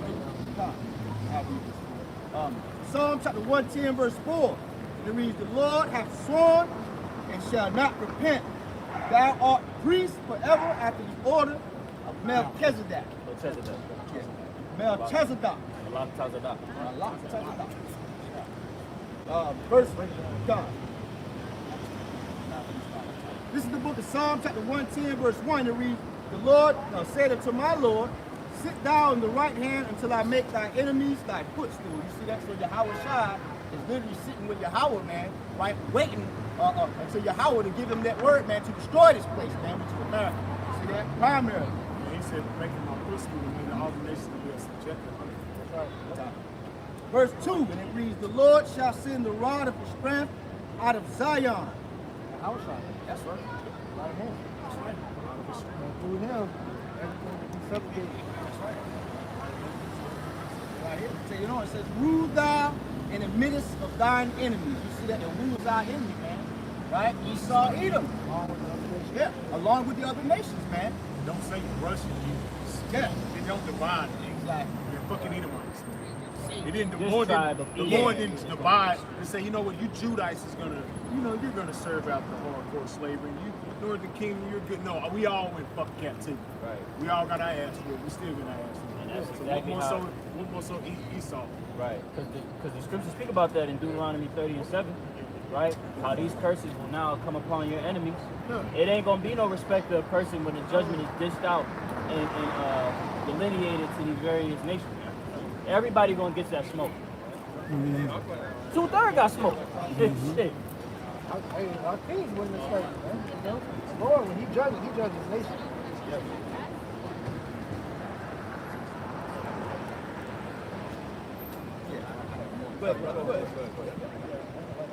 This is the book of Psalm, chapter 110, verse 4, and it reads, the Lord hath sworn and will not repent. Thou art the priest forever after the order of Melchizedek,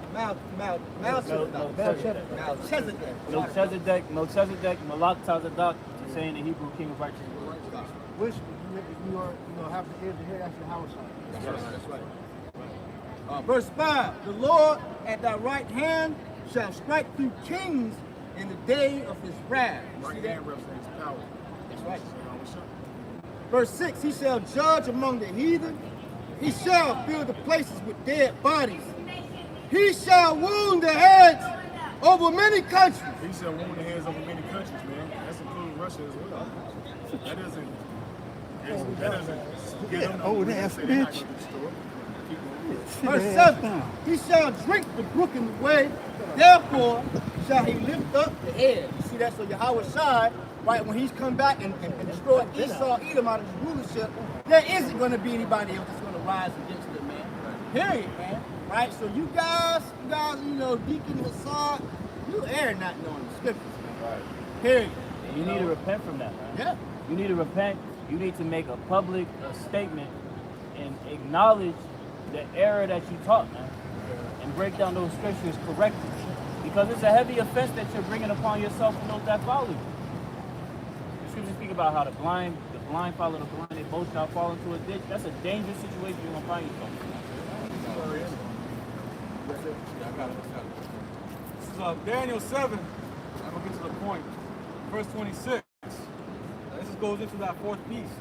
But it says at the very end, but the judgment shall sit, and they shall take away his dominion. Talking about Esau's dominion. That fourth beast dominion. It says, to consume and to destroy it unto the end. And get this, verse 27, and the kingdom and dominion and the greatness of the kingdom under the whole heaven shall be given to the people of the saints of the Most High. So right after the taking down of America and these various nations, it'll be our kingdom we got next. So the saints of the Most High. Right. It says, continue on saying, whose kingdom, it says, whose kingdom is an everlasting kingdom, and all dominion shall serve and obey him. So what's that saying, man? Where in the hell does Russia come into play there?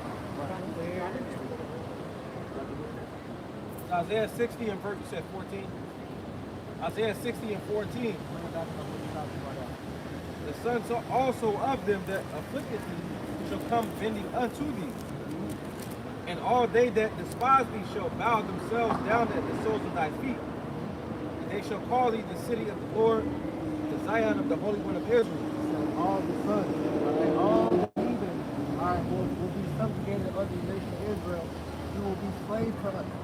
Right? You will bring us your substance. You will build up the kingdom of heaven. Ain't going to be no rebellion in that nation. You can't fight against no God. Verse 15. Whereas thou hast been forsaken and hated, so that no man went through thee, I will make thee an eternal excellency, the joy of many generations. That's proven that once we get to the back of the house, we're going to work that thing back up. That's the great house. The five, 8, wherever else, that's bullshit. Yep.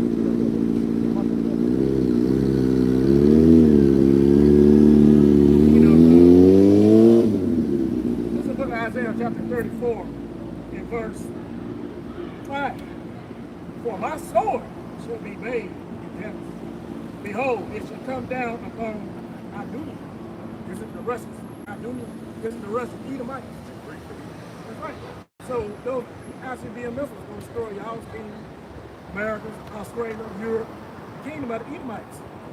They don't say except Russia. You are Adumia, man. You're Edomite.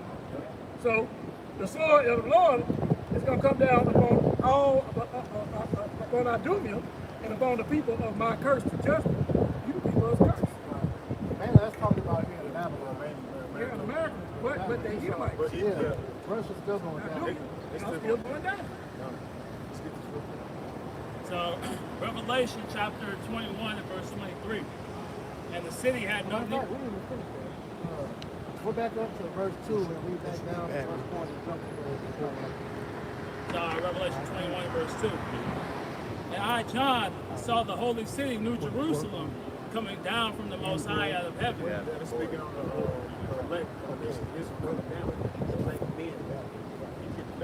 Prepared as a bride adorned for her husband. And I heard a great voice out of the heavens saying, Behold, the tabernacle of the Most High is with men. Tabernacle down by they got them on places just like Amazon. Men coming down from the chairs. You read Isaiah 26 and 2. And he will dwell with them, and they shall be his people.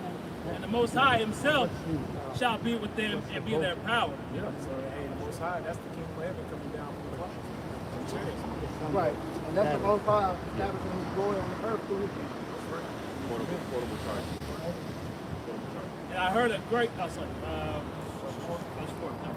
and the Most High shall wipe away all tears from their eyes, and there shall be no more death. So ain't gonna be no more fighting, really. You know, why would we fight against Russians? They are gonna be subdued. They said it's not gonna be any more tears, no more pain. We're gonna be complete and arrested person. Right? We're not gonna have any reason to be fearful, all right, sorrowful. We're not gonna have any more pain. We're gonna be finally at rest, right?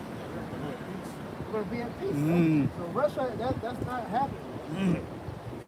Isaiah 13 and verse 1 through 3. I talked about how the Lord will be like that.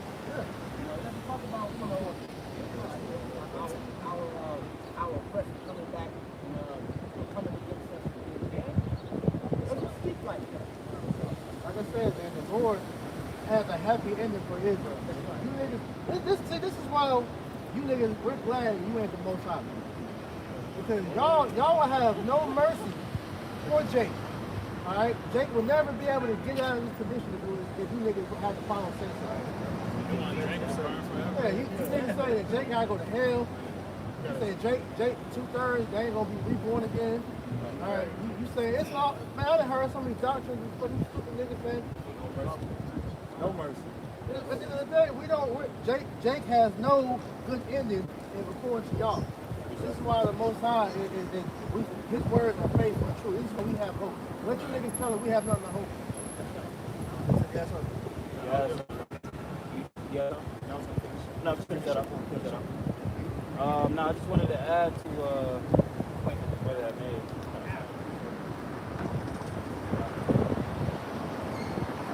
I'll roughly paraphrase it. The scriptures speak about how there has to be, you know, divisions among us so that it can pretty much be shown what's the truth. You know? No, not that. I'll find it. Heresies among you. Oh, yeah. It's like heresy. Why you doing that? Revelation 21, in verse 23, it reads, "And the city had no need for the sun, This is speaking on the kingdom of heaven. neither of the moon, to shine in it, for the glory of the Most High did lighten it, and the Lamb is the light thereof. And the nations of them which are saved shall walk in the light thereof, and the kings of the earth do bring their glory and honor into it." Yeah, this speaking on how all the nations will be bringing their glory and their wealth into the nation of Israel, man. Continual, perpetual servitude. So how the hell, and this is relational, so how the hell is damn Russia gonna rise up? And this speaking on Russia and all the other nations bringing their wealth systems to the nation of Israel, the kingdom of heaven. Yep, keep going. "And the gates of it shall not be shut at all by day, for there shall be no night there." Yeah, so it's gonna be a constant, it's gonna be continual, perpetual servitude. There's no such thing as Russia rising up, building their little arsenal in the background, start with a little wood, and next thing they'll build a military in the back. No, it's no perpetual servitude, man. I don't know what the hell you talking about. What side you talking about, man? And that's in Revelation. Like, we can find out. If they ain't got no weapon, how they gonna live? Where they gonna get it from? We're gonna know their thoughts. Thank you. Roman, you even think so. This nigga think about fighting. We're gonna be joint heirs of Yahweh Shah. He's gonna be the supreme power. We're gonna be joint heirs with him, so we're gonna have the same like mind powers he got. We're gonna be like, oh, this nigga think about rebellion. All right, send his ass up in the sky and bust his ass. We know that's gonna happen. The scriptures tell you they're not gonna repent. Yeah, they're not. They're not gonna repent. But we you're know- not gonna be able to bring them to fruition. No. Because you also gotta remember, Esau is gonna be brought back down to that goddamn low state as well, man. He gonna be in that talking like a dog and shit. I'm talking about building a missile. I'm talking like a damn dog. Yeah, you watched that Planet of the Apes movie. Got He probably he did. I heard they Yeah, it's very much in that movie. Esau gets taken down, right? And then, the apes, which they use as Jake, are in power. And then out of nowhere, Esau gets their technology back, and now they're about to start fighting. But which that one monkey was right, man, because why would you trust that damn woman or girl? I would have he's told to put her ass in death. He should have, that's niggas though. I had a cool. I had that cool nigga. Should have put her ass to death. They gonna get a negative no. No, you don't see me. But I do this. You see me? That's it. I got you. So Revelation 21, verse 25, "And the gates shall not be shut at all by day, for there shall be no night, and they shall bring the glory and honor of the nations into it.